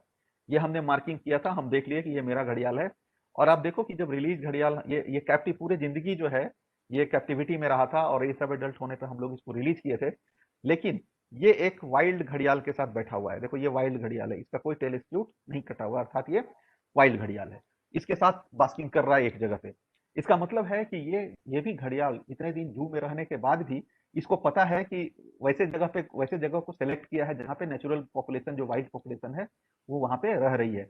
इसका मतलब है कि इतने दिनों तक कैप्टिविटी में पैदा होने रहने के बाद भी जो इनका जो वाइल्ड एक्सटिंक्ट है अपने हैबिटेट साइट सिलेक्शन का, वो खत्म नहीं हुआ है। जैसे ही उनको रिलीज किया गया वो वही जगह सेलेक्ट कर रहे हैं जहाँ पे वाइल्ड घड़ियाल सेलेक्ट कर रहा है। नहीं तो अगर हमारे यहाँ अगर हम लोग देखें कि किसी को अगर हम लोग छोड़ दें, आवाज आ रहा है ना मैं? जी भैया आ रहा है भैया। ठीक है। तो इसमें हम लोग अगर किसी आदमी को, अगर जो कभी गांव का आदमी अगर शहर नहीं गया है, उसको ले जाके छोड़ देते हैं तो कैसे वो इधर उधर घूमता है। लेकिन वाइल्ड के साथ ऐसा नहीं होता है। ये पूरा जो है इतने दिनों तक कैप्टिविटी में रहने के बाद, करीब 14 साल तक कैप्टिविटी, जैसे 10-11 साल तक कैप्टिविटी में रहने के बाद वहीं पैदा हुआ। और जब हमने रिवर में रिलीज किया तो इसको पता है कि किस तरह के हैबिटेट में इसके लिए रहना सही रहेगा। तो इस तरह का जो चीजें हैं ये आपके कंजर्वेशन सक्सेस को दिखलाती हैं। उसके बाद हम लोग एनुअल सर्वे जो है वो हम करते रहे। 2015 से हम लोग 2015 घड़ियाल रिलीज किया। उसके बाद हम लोग हर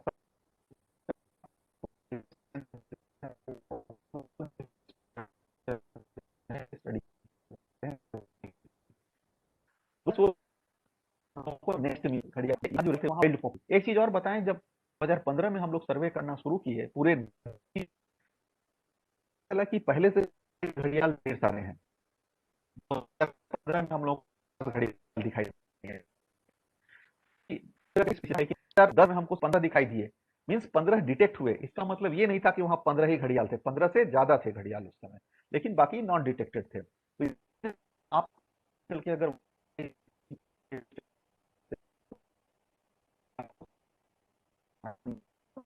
आप हो गए, हम देख उतना नहीं है, ज्यादा है।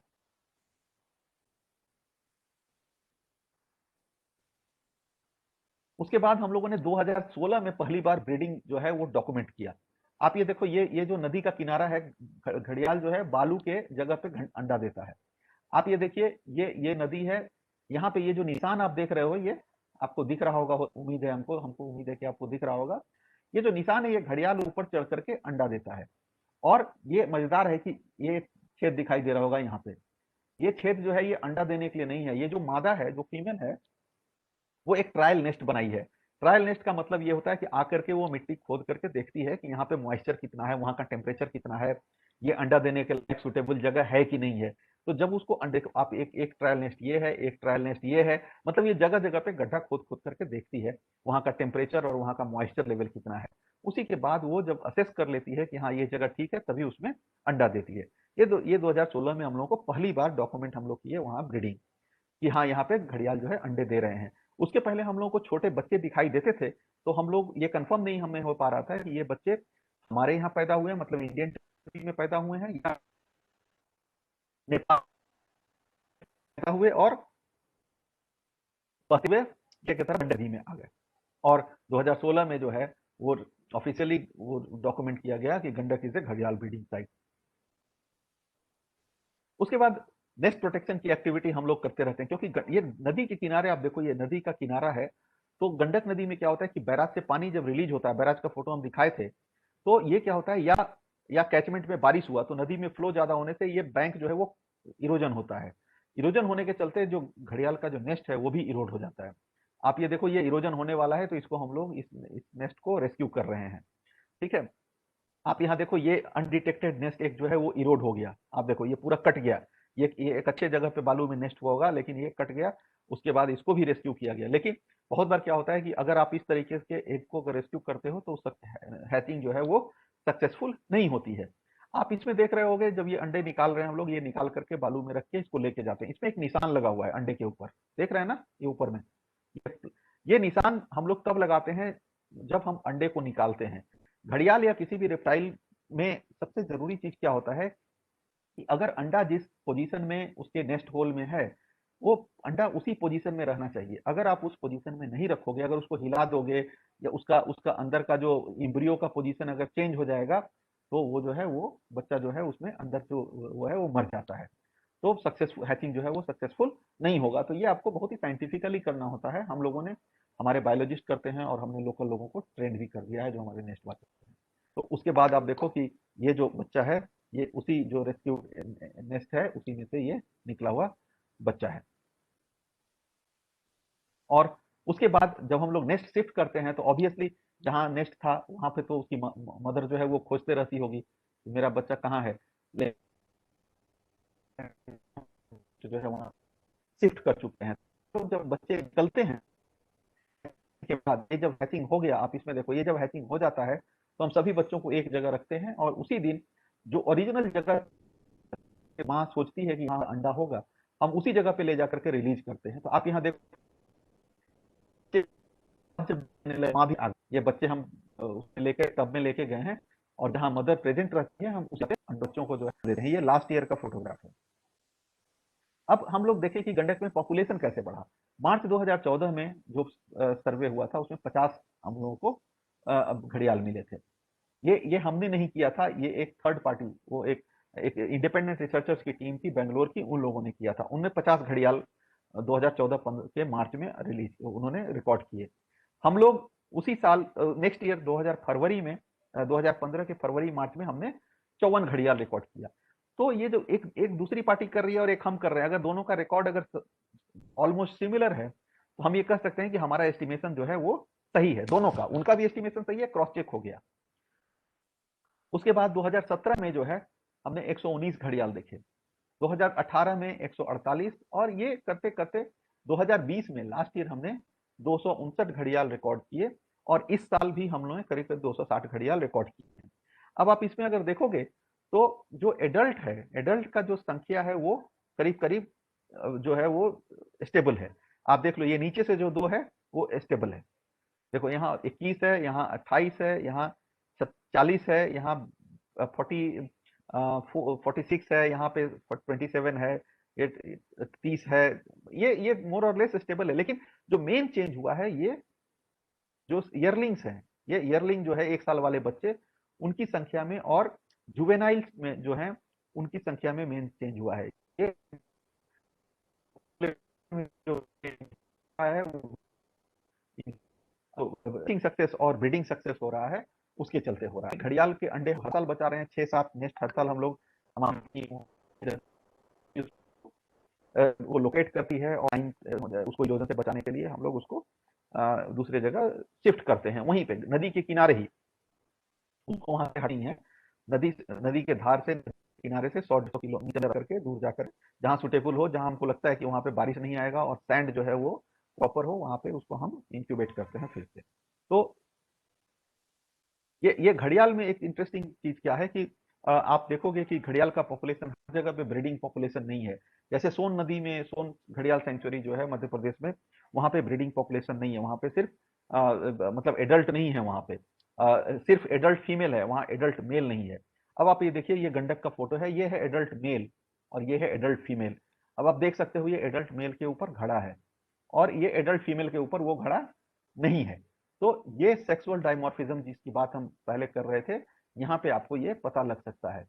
और ये सिर्फ घड़ियाल ही एक ऐसा क्रोकोडाइल है जिसमें सेक्सुअल डायमॉर्फिज्म होता है। आप एडल्ट को देख करके आप बता सकते हो कि ये मेल है या फीमेल है। और ये जो फोटोग्राफ है पीछे में, एक फीमेल और है यहाँ पे 7-8 फीमेल और एक मेल है।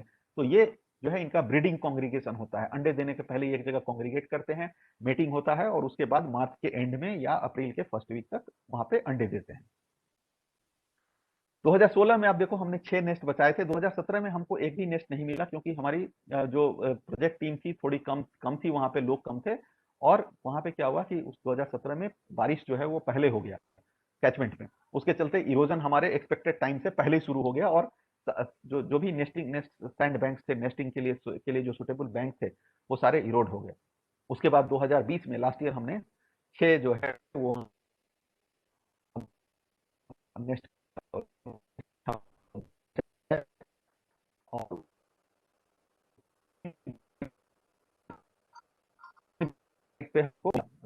320 किलोमीटर के स्ट्रेच में 4 जगह घड़ियाल कांग्रीगेशन था, 3 जगह था, ये शो कर रहा है। तो जो एक 320 किलोमीटर का स्ट्रेच है उसमें 4 जगह घड़ियाल जो है वो ब्रीड कर रहे हैं।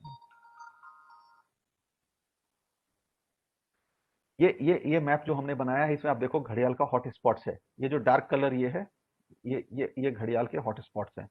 यहाँ पे घड़ियाल का जो पॉपुलेशन है वो ज्यादा है। तो यहां तक, इस जगह तक जो है ये गंडक में घड़ियाल मिलते हैं। ये जो रेवा ब्रिज है, रेवा ब्रिज के नीचे जो है वो ह्यूमन एक्टिविटी बढ़ जाती है, दोनों तरफ एग्रीकल्चर हो जाता है शुरू, बोट का मूवमेंट जो है वो ज्यादा हो जाता है, इसके चलते इसके नीचे जो है वो घड़ियाल नहीं मिलते हैं। और ये पूरा का पूरा जो है ये हमारा गंडक रिवर का स्ट्रेच है जहां इंपॉर्टेंट साइट्स हम लोगों ने आइडेंटिफाई करके रखे हुए हैं। उसके बाद हम लोगों ने ये इसी चूंकि ये हॉट स्पॉट हमें पता चल गया कि हाँ ये जगह पे सबसे ज्यादा घड़ियाल है, उसी के आधार पर हम लोगों ने करीब 140 किलोमीटर का जो स्ट्रेच है उसको हमने सरकार को एक प्रपोजल दिया कि इसको एक प्रोटेक्टेड एरिया बनाया जाए। अभी गंडक घड़ियाल के लिए जितने भी जो भी ब्रीडिंग पॉपुलेशन है वो सारे प्रोटेक्टेड एरिया के अंदर हैं। केवल एक गंडक जो है वो प्रोटेक्टेड एरिया नहीं है, ये रिवर प्रोटेक्टेड नहीं है। तो इसके लिए प्रपोजल को दिया गया कि इसको कंजर्वेशन रिजर्व बनाया जाए ताकि लॉन्ग टर्म इसका मैनेजमेंट जो है वो गवर्नमेंट कर सके और एक सिस्टम बन जाए वहां पे घड़ियाल के प्रोटेक्शन और उसके एक के प्रोटेक्शन का, उसके मॉनिटरिंग का। क्योंकि एक कंजर्वेशन ऑर्गेनाइजेशन होने के का सबसे बड़ा ये होता है कि हम कितने दिनों तक इस काम को करते रहेंगे। हम एक काम तो 2013-14 से कर रहे हैं, 7-8 साल से ये काम हम लोग कर रहे हैं। तो कोई भी एक यूनिवर्सिटी हो, एक कॉलेज हो, एक रिसर्च इंस्टीट्यूशन हो या एक कंजर्वेशन ऑर्गेनाइजेशन हो, किसी भी एक काम को सारी जिंदगी नहीं कर सकता है। अगर वो करना है तो हमें गवर्नमेंट में उसको अडॉप्ट करना पड़ेगा, उसको अपने हाथ लेके उसको मैनेज करने के लिए, तब वो लंबे समय तक वो कंजर्वेशन एक्शन चल सकता है। और 140 किलोमीटर के स्ट्रेच में ये प्रपोजल जो है गंडक रिजर्व कंजर्वेशन रिजर्व का, गंडक रिवर कंजर्वेशन रिजर्व का प्रपोजल जो है वो दिया गया है। इसके लिए सबसे जरूरी क्या है कि हम लोग गांव वाले के साथ बैठ के मीटिंग करना है। नदी के किनारे जो गांव है, छोटे छोटे किसान है, फार्मर है, उनका कंसेंट लेना जरूरी होता है। ये फोटो हम इसलिए दिखला रहे हैं कि आपको जानना जरूरी है कि कंजर्वेशन सिर्फ साइंस नहीं है। कंजर्वेशन में आपको कम्युनिटीज के साथ काम करना सबसे ज्यादा जरूरी है, क्योंकि कोई भी जो थ्रेट होता है वो ह्यूमन साइड से होता है। वो चाहे टाइगर को कोई थ्रेट हो या हाथी को थ्रेट हो या घड़ियाल या डॉल्फिन को थ्रेट हो, तो जो थ्रेट है वो ह्यूमन एक्टिविटीज के चलते होता है। इसलिए ह्यूमन लोगों को, जो जो वहाँ के लोग हैं, स्थानीय लोग हैं, उनको हमें साथ लेकर के चलना जरूरी है, तभी कंजर्वेशन जो है लॉन्ग टर्म सक्सेसफुल हो सकता है। अभी हम घड़ियाल का नेस्ट इसलिए बचा पा रहे हैं कि हमने वहाँ लोकल वॉलंटियर्स बनाए हैं, लोकल नेस्ट वाचर हैं जो कि वहीं रहते हैं। हम तो वहां से 100 किलोमीटर दूर हमारा फील्ड स्टेशन है, लेकिन वो जो स्थानीय लोग हैं वो सही समय पे, उनको हम लोगों ने ट्रेनिंग दे दिया है, वो सही समय पे खोजना शुरू कर देते हैं कि घड़ियाल का नेस्टिंग कहाँ हो रहा है, या उनको हम लोगों ने इतना अलर्ट कर दिया है, उतना सेंसिटाइज कर दिया है कि अगर कोई बाहर से कोई पोचर आता है खास करके कछुओं का पोचिंग करने के लिए, तो वो लोग उसको प्रोटेक्ट करते हैं, उसको भगाते हैं वहां से, या कभी कभी पकड़ करके पुलिस को या फॉरेस्ट डिपार्टमेंट के भी हवाले करते हैं। तो ये आप देखो, यहाँ पे ये हमारे यहाँ के फील्ड बायोलॉजिस्ट हैं, ये फॉरेस्ट गार्ड का फॉरेस्ट डिपार्टमेंट का फॉरेस्ट गार्ड है, और ये स्थानीय लोग हैं। तो मेरा कहना है कि एक नॉन गवर्नमेंट ऑर्गेनाइजेशन, गवर्नमेंट और स्थानीय लोग और यूनिवर्सिटीज और कॉलेजेस और रिसर्चर सारे जो हैं, they are part of a bigger conservation scenario. तो जब तक सारे लोग मिलकर के काम नहीं करेंगे, तब तक कंजर्वेशन नहीं हो पाएगा। रिसर्च दूसरे जो कि टाइम टाइम किस तरह 2 महीने 3 महीने करें अपने रिसर्च के थ्रू उसका आंसर खोजते हैं, और हमारा काम जो है वो है, हमारा काम है वो है उसको बचा करके रखना। जो कंजर्वेशन एक्शन का काम है वो एनजीओस करते हैं, wild life trust of India करती है।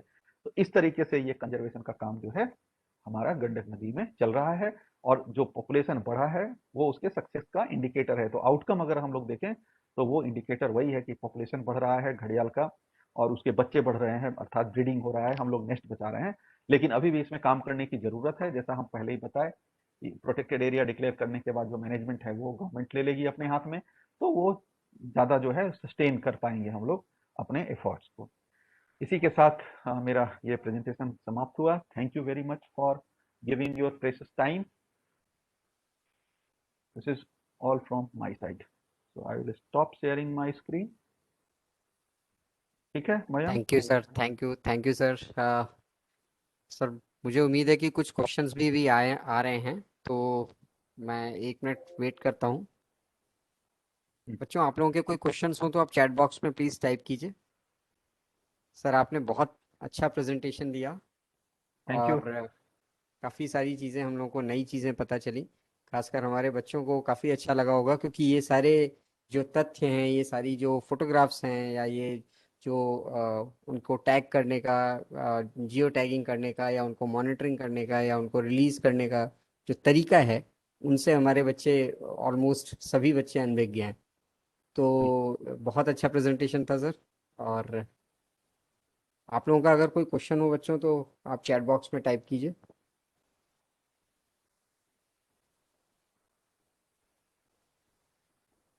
सर एक हमारा स्टूडेंट है आनंद, वो पूछ रहा है हाउ सेंसस ऑफ घड़ियाल, sir just a minute, how census of घड़ियाल इज टेकन, घड़ियाल का सेंसस कैसे किया जाता है? ठीक है, देखिए एक तो यहाँ पे करेक्शन करो कि घड़ियाल का सेंसस नहीं करते हैं, घड़ियाल का जी, पॉपुलेशन एस्टिमेशन, वो बच्चे ने एस्टिमेशन। गलत, जी जी, हाँ, बच्चे सेंसस ने का ऐसा मतलब होता शब्द, है कि आप सारे चीजों को नहीं, बच्चे हैं, बच्चे हैं, उसी से जी हमको बता भी रहे हैं, है ना? जी बच्चे ऐसा करते हैं, हम लोग भी करते थे, ठीक है। जी तो उसमें क्या होता है कि घड़ियाल का जो हम लोग एस्टिमेशन करते हैं, तो अभी जो है वो डायरेक्ट ऑब्जर्वेशन पे ही हमारा एस्टिमेशन होता है। वैसे हम और मेथड भी बता देते हैं। अभी क्या होता है कि जनरली जो बास्किंग साइट सर्वे होता है वो हम लोग करते हैं, पूरे रिवर में बोट से हम लोग मूव करते हैं पूरे नदी के लंबाई में, और जहां जहां जितने घड़ियाल दिखते हैं उसका हम लोग नंबर लिखते हैं, और एट द सेम टाइम सारे का कोशिश करते हैं कि फोटोग्राफ हो रहे। तो हम लोग 80 to 90%, 95% घड़ियाल का फोटोग्राफ हम ले लेते हैं। तो घड़ियाल के फोटोग्राफ लेने का दो कारण होता है। अगर आप चाहो तो घड़ियाल तो पहले हम वो बता लेते हैं जो डायरेक्ट ऑब्जर्वेशन बेस्ड होता है। तो जो डायरेक्ट ऑब्जर्वेशन के बेसिस पे जो हम लोग नंबर लेते हैं, उसमें हम इंश्योर करते हैं कि जो मिनिमम नंबर है वो हम उस जगह पे रिकॉर्ड करें, minimum number, not the highest number. और वो जो मिनिमम नंबर होता है उस सारे को प्लस करते हैं, ऐड करते हैं, तो उस रिवर स्ट्रेच के लिए वो मिनिमम नंबर ऑफ घड़ियाल्स हो जाता है। ये वो हम मिनिमम बोलते हैं, ये हम नहीं बोल रहे हैं कि वो एवरेज नंबर है या हाईएस्ट नंबर है। वो मिनिमम नंबर जो हम आज जो रिपोर्ट में ग्राफ में जो दिखला रहे थे, वो वही है, मिनिमम नंबर ऑफ घड़ियाल है, ठीक है। उसके बाद दूसरा जो होता है कि आप किसी दूसरे फ्रेमवर्क में भी आप इसको एनालाइज कर सकते हो। जैसे अगर आप घड़ियाल का फोटो ले लेते हो, आप एक सर्वे में गए, आप फोटो ले लिए, दोबारा सर्वे में गए, फिर फोटो लिए सारे घड़ियाल का, तो घड़ियाल का साइड का जो ये होता है, पूंछ के साइड या उसके बॉडी के ऊपर जो पैटर्न्स होता है ना, स्पॉटेड ब्लॉच जिसको बोलते हैं, वो सब में इंडिविजुअल में अलग अलग होता है। तो उसके बेसिस पे, उस नेचुरल मार्किंग के बेसिस पे आप इंडिविजुअल्स को आइडेंटिफाई कर सकते हो। जब इंडिविजुअल आप आइडेंटिफाई कर लेते हो तो उसको मार्क रिकैप्चर फ्रेमवर्क में आप उसका पॉपुलेशन एस्टिमेशन भी कर सकते हो। बहुत जगहों पे नाइट सेंसस भी, नाइट सर्वे भी करते हैं। उसमें क्या होता है कि घड़ियाल जो है वो पानी के बाहर रहता है, तो आप उसके ऊपर स्पॉटलाइट या टॉर्च जलाते हो, तो जितने भी वहां पे घड़ियाल हैं उनका आंख जो है वो ब्लिंक करता है, तो उसके बेसिस पे भी आप मिनिमम नंबर आप लिख सकते हो। तो ये 2-3 मेथड है, और भी एडवांस मेथड्स हैं जिसका हम लोग इस्तेमाल करते हैं। लेकिन जो सबसे ज्यादा आप कहीं भी अगर एस्टिमेट देखेंगे तो वो मिनिमम नंबर का आपको वो नंबर मिलेगा, मिनिमम पॉपुलेशन साइज, ठीक है। और ये सारे कंट्री में सब जगह फॉलो किया जाता है। रिसर्चर जब करते हैं तो वो अपने मेथड के को स्टैंडर्डाइज करने के लिए डेफिनेटली दूसरा मेथड यूज करते हैं, लेकिन अभी जो काउंटिंग जो होता है वो उसी से डायरेक्ट ऑब्जर्वेशन और minimum number of individuals. Thank you sir. जी सर, एक क्वेश्चन और है। बच्चा पूछ रहा है कि जो क्रोकोडाइल्स या जो घड़ियाल हैं उनका हैचिंग पीरियड कितना होता है, मतलब हाँ, एग टू बर्थ का पीरियड कितना होता है? वो हैचिंग पीरियड घड़ियाल में 65 टू 70 डेज का होता है। इट डिपेंड्स ऑन टेम्परेचर और लोकल कंडीशंस क्या है। इवन जो time of nesting, time of egg laying and egg laying जो होता है वो भी अलग अलग रिवर में अलग अलग होता है। जैसे कि आप देखोगे कि अभी महानदी में हैचिंग हो गया, 15 दिन पहले हैचिंग हो गया वहां, ठीक है। हमारे यहाँ अभी 10 दिन के बाद होगा, तो ये वेरिएशन टेम्परेचर के चलते होता है। जो इंक्यूबेशन पीरियड है वो 65 टू 70 डेज होता है, 60 टू 70 डेज आप मान के चल सकते हो। जी इसमें क्या होता है ना, एक इंटरेस्टिंग चीज और बता देते हैं। जब अंडे के अंदर जब बच्चा तैयार हो जाता है, हैचलिंग बेबी, तो माँ क्या करती है, आकर के पैट करती है वहां पे और अपने पूंछ से थपथपाती है, ठीक है। तो अगर बच्चा तैयार है तो अंदर से चर्पिंग साउंड देता है, ठीक है। तो चर्पिंग साउंड अगर आता है तो माँ क्या करती है कि उस बालू को, सैंड को हटा देती है जहां से साउंड साउंड आ रहा है, और जैसे ही सैंड हटाती है बच्चा अपने आप उसमें से, अंडे में से निकल जाता है। तो सेम काम हमारा बायोलॉजिस्ट या हमारे नेस्ट वाचर जो हैं वो भी करते हैं, ठीक है। हम लोग जहां अंडा रखे, हम लोग जाकर के पैट करते हैं उसके ऊपर, हर 2 दिन, 1 दिन, 3 दिन के ऊपर। जब हमारा, हमको पता है कि अब हैचिंग होगा तो हम डेली जाकर के पैट करते हैं, ठीक है। पैट करने के बाद जब ऊपर से नीचे से चर्पिंग साउंड उनका, बेबीज का जब सुनाई देता है हमको, तो हम वहां से बालू को हटा लेते हैं। जैसे ही आप अंडा बाहर निकालोगे, अपने से निकल करके उसमें से बच्चा जो है वो निकल जाएगा। Thank you sir. सर, एक बच्चा पूछ रहा है कि सैटेलाइट टैगिंग और रेडियो टैगिंग में क्या अंतर है? देखो, सैटेलाइट टैगिंग में क्या होता है कि आपको उसके पीछे पीछे मॉनिटर नहीं करना पड़ता है। उसमें उसमें जो है, जो सिग्नल आप सैटेलाइट टैग जो लगाते हो, वो सिग्नल सैटेलाइट्स को जाता है और सैटेलाइट से एक सेंट्रलाइज सर्वर को जाता है, और वहां से डेटा आप, रियल टाइम डेटा आप डाउनलोड कर सकते हो। वो है उसमें, आप जैसे सैटेलाइट टैग लगाए, वहां से सिग्नल जो है एक सैटेलाइट को जा रहा है, जो यही काम, इसी काम के लिए उसके ऊपर रिसीवर लगा हुआ है। उसके बाद वहां से सैटेलाइट से सर्वर को आता है, मेन सर्वर को, और मेन सर्वर को हम लोग सब्सक्राइब करना पड़ता है, आपको अपना टैग नंबर देना पड़ता है, वो सब दे करके उसके बाद वो डेटा आपके पास आता है। मतलब कि आपको उस घड़ियाल के पीछे पीछे आपको घूमना नहीं है। घड़ियाल जहां जहां जाएगा, सैटेलाइट ट्रैकिंग के थ्रू आप डेटा, आपको पता चल जाएगा उसका लोकेशन क्या है। लेकिन रेडियो टैगिंग में क्या होता है कि आपको उसमें एक जो रेडियो टैग लगाते हैं, और उसके लिए एक हमको एंटीना और रिसीवर रखना पड़ता है, ठीक है। तो हम एंटीना और रिसीवर के थ्रू हम उसका जो प्रेजेंस जो है उसमें आवाज आता है, ठीक है। जब वहां पे उस फ्रीक्वेंसी का, उनका अलग अलग फ्रीक्वेंसी होता है जो टैग का उस फ्रीक्वेंसी को मैच करा के हम अपने रिसीवर में एंटीना के थ्रू, यागी एंटीना होता है, उसके थ्रू हम सुनते हैं, तो हम अंदाजा लगा सकते हैं कि कहाँ पे है। ट्राइंगुलेशन मेथड होता है, उससे हम एग्जैक्ट लोकेशन पता लगाते हैं। तो मोटा मोटा डिफरेंस ये है कि रेडियो टैग में आपको उस एनिमल के क्लोज जाना है ना, उस रेंज में जाना है जिस रेंज में उसके उससे जो एमिटेड जो रेडियो वेव्स है वो आपका जो रिसीवर है एंटीना के थ्रू उसको रिसीव कर सके। और वो 2-3 किलोमीटर, 4 किलोमीटर, 2 से ढाई किलोमीटर, 3 किलोमीटर तक होता है। तो आपको पीछे पीछे घूमना है वर्चुअली, तभी आपको पता चलेगा। आज अगर आप एक घड़ियाल को या किसी एनिमल को यहाँ छोड़े, और रात भर में आप यहाँ पे आज छोड़े और रात भर में वो 20 किलोमीटर चला गया, तो आपको ढूंढना मुश्किल हो जाएगा। आपको क्या कि वो क्योंकि आप 20 किलोमीटर का सिग्नल आपके पास आएगा नहीं, ये उसमें प्रॉब्लम होता है। Thank you sir. सर, एक बच्चे का मजेदार सवाल है कि क्या घड़ियाल ह्यूमंस को खा सकते हैं? नेवर। पहले ही, जैसा हम पहले बताया, ये जो है फिश ईटिंग क्रोकोडाइल है, और इसका जब स्नाउट का आप देखोगे शेप, तो स्नाउट का शेप जो होता है ये ऐसा है कि ये आदमी को पकड़ ही नहीं सकता है। और इसका जो गलेट है, जो गला होता है, वो छोटा होता है, पतला होता है, जिसमें सिर्फ मछली ही वो निगल सकता है, पहला चीज। दूसरा, इसके स्नाउट का बनावट वैसा नहीं है कि आप आदमी को पकड़े, वो सिर्फ मछली के पकड़ने के लिए ही बना हुआ है, ठीक है। मगर जो है, मगर डेफिनेटली मगर मास क्रोकोडाइल और ईस्टुराइन क्रोकोडाइल जो है वो अटैक करता है, वो खा भी सकता है, पकड़ भी सकता है, मार भी सकता है, लेकिन घड़ियाल नहीं करता है। और दूसरा, घड़ियाल कभी नदी के बाहर नहीं आएगा, ये हम 2-3 बार बता चुके हैं। घड़ियाल कभी नदी के बाहर नहीं आएगा, इसलिए वो डेंजरस ह्यूमन के लिए नहीं होता है। हम उसमें स्केल में भी दिखलाए हैं कि सबसे लीस्ट डेंजरस होता है घड़ियाल, है ना? जी और वो भी तभी डेंजर होता है जब आप उसके, मान लो कि आप पानी में उतरे हुए हो और उसके पास एकदम चले गए, तो डेफिनेटली वो आपके ऊपर मुंह से मारेगा या पूंछ से मारेगा, आपको मार नहीं सकता है, मतलब जान नहीं ले सकता आपकी, लेकिन आपको अटैक करके आपको थोड़ा इंजरी कर सकता है। जी। हाँ। सर एक हमारा स्टूडेंट है आयुष, आयुष राज, वो पूछ रहा है कि उसने पटना जू में देखा कि 5-8 घड़ियालों को डिस्प्ले में रखा गया था, तो जानना चाहता है कि वो डिस्प्ले पीरियड में उनको कुछ समय के लिए रखा जाता है या पूरे पीरियड के लिए उनको डिस्प्ले में रखा जाता है, नहीं नहीं नहीं, वो एग्जिबिट्स में रखा जाता हाँ, जो एनिमल डिस्प्ले में रहते हैं, वो एग्जिबिट में रहते हैं, वो रहते हैं वैसे ही। है? जी और घड़ियाल देखो, बाकी बाकी एनिमल्स को नाइट हाउस में, शेल्टर में डालते हैं। घड़ियाल के लिए नाइट हाउस टाइप का कोई चीज नहीं होता, क्योंकि उसको जरूरत नहीं है, वो पानी में ही रहता है अंदर, है ना? नाइट हाउस में क्या होता है कि जैसे टाइगर है, वो रात को नाइट हाउस में चला गया, है ना? और एक छोटा सा घर होता है, उसमें चला जाता है। लेकिन घड़ियाल पानी से निकल कर तो नाइट हाउस में रहेगा नहीं, उसको तो पानी में ही रहना है। तो वो जू का यही तो है, जू में लाइफ टाइम केयर फैसिलिटी होता है, और वो हरदम डिस्प्ले पे ही रहता है घड़ियाल, हम जब अ, उसका कोई तबीयत वबियत नहीं खराब हो। अगर कोई घड़ियाल इंजर्ड है या तबीयत खराब है, तब उसको ऑफ डिस्प्ले करके उसका ट्रीटमेंट किया जाता है। जी सर एक बच्चा है BS अमन, उसने 3 क्वेश्चंस पूछे हैं एक ही क्वेश्चन में। पहला ये कि उसने कहीं पढ़ा है कि जो घड़ियाल होते हैं वो डीप पूल जो बन जाते हैं नदियों के शार्प बेंड्स पर, उनको प्रेफर करते हैं, तो उसका रीजन क्या है? हम तो बताए, तो इसका मतलब सुन नहीं रहा था वो।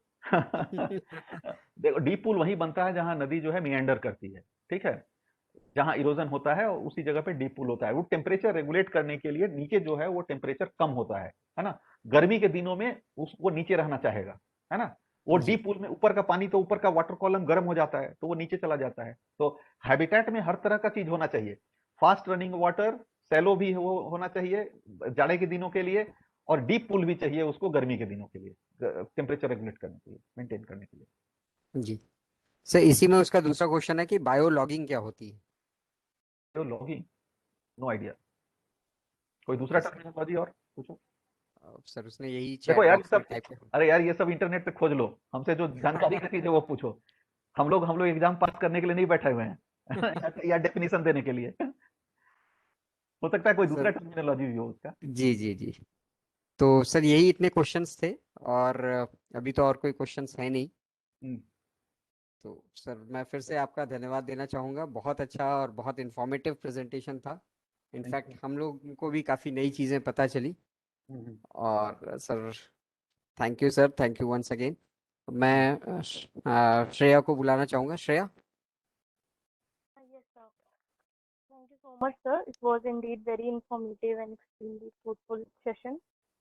Now I would again request Renuka ma'am to deliver the vote of thanks. Over to you, ma'am.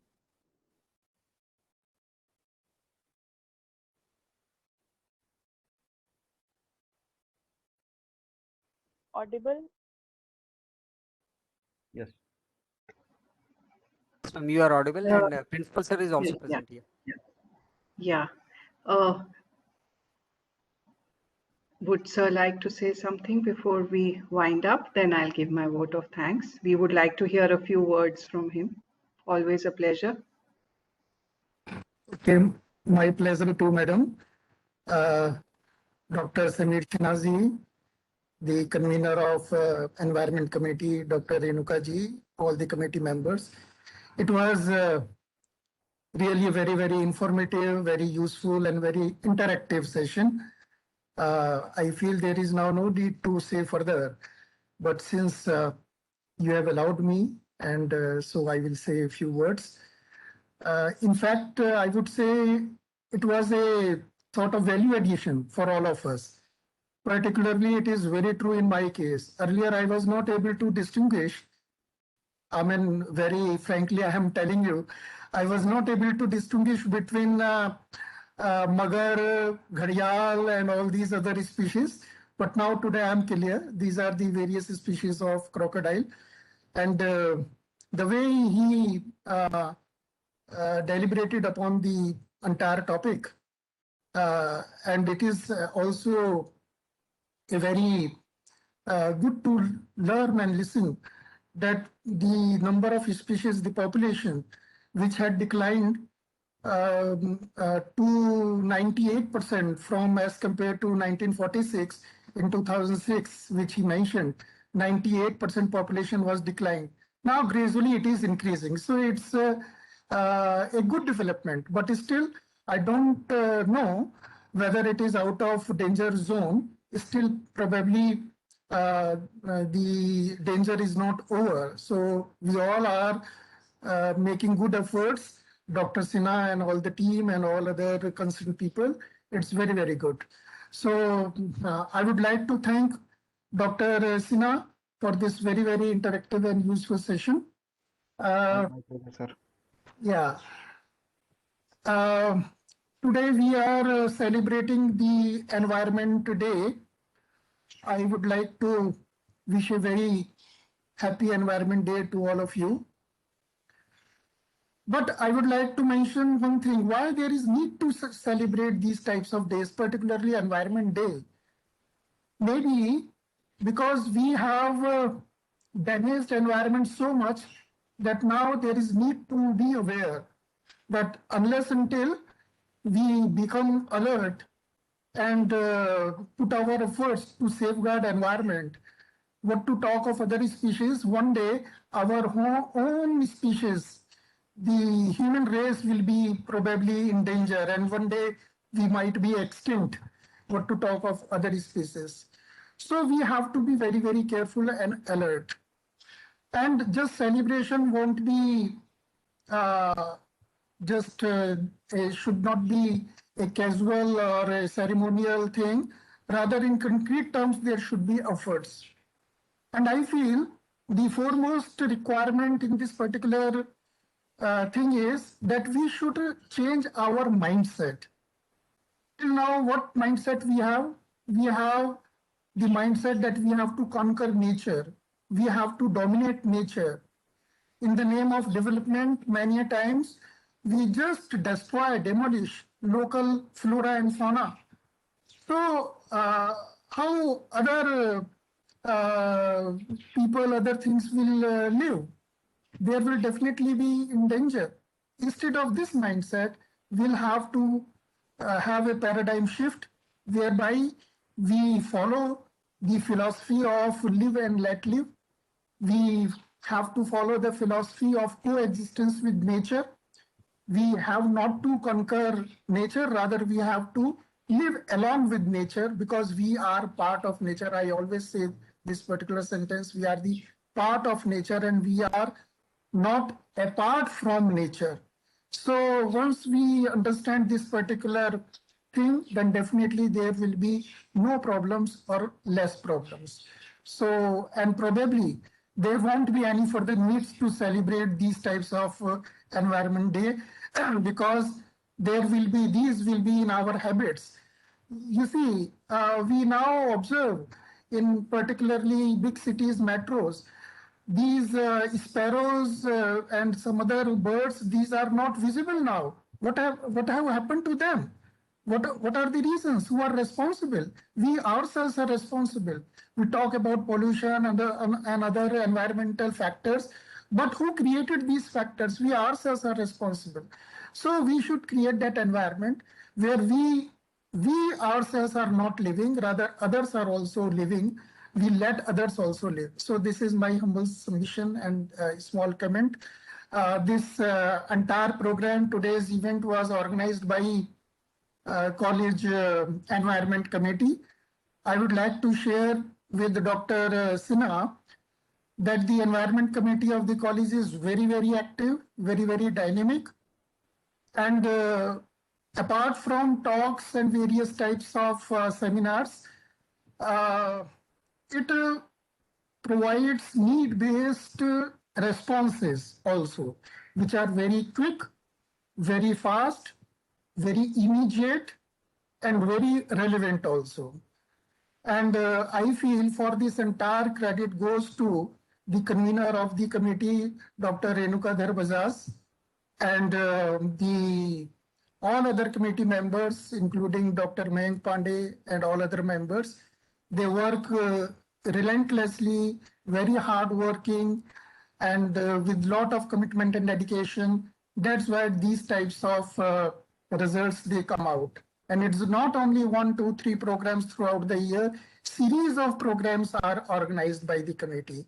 So I would like to congratulate and thank the convener, Dr. Renuka ji, and the all other committee members also for all these endeavors and wonderful events which are being organized by the committee. So with these few words, I once again thank Dr. Samir Sinha ji and the entire committee members and the students also for their participation. Thank you very much. Thank you Madam. for your kind and encouraging words, sir. As usual, you are always a pillar of support, and without your support, nothing can happen in the college. You are very encouraging.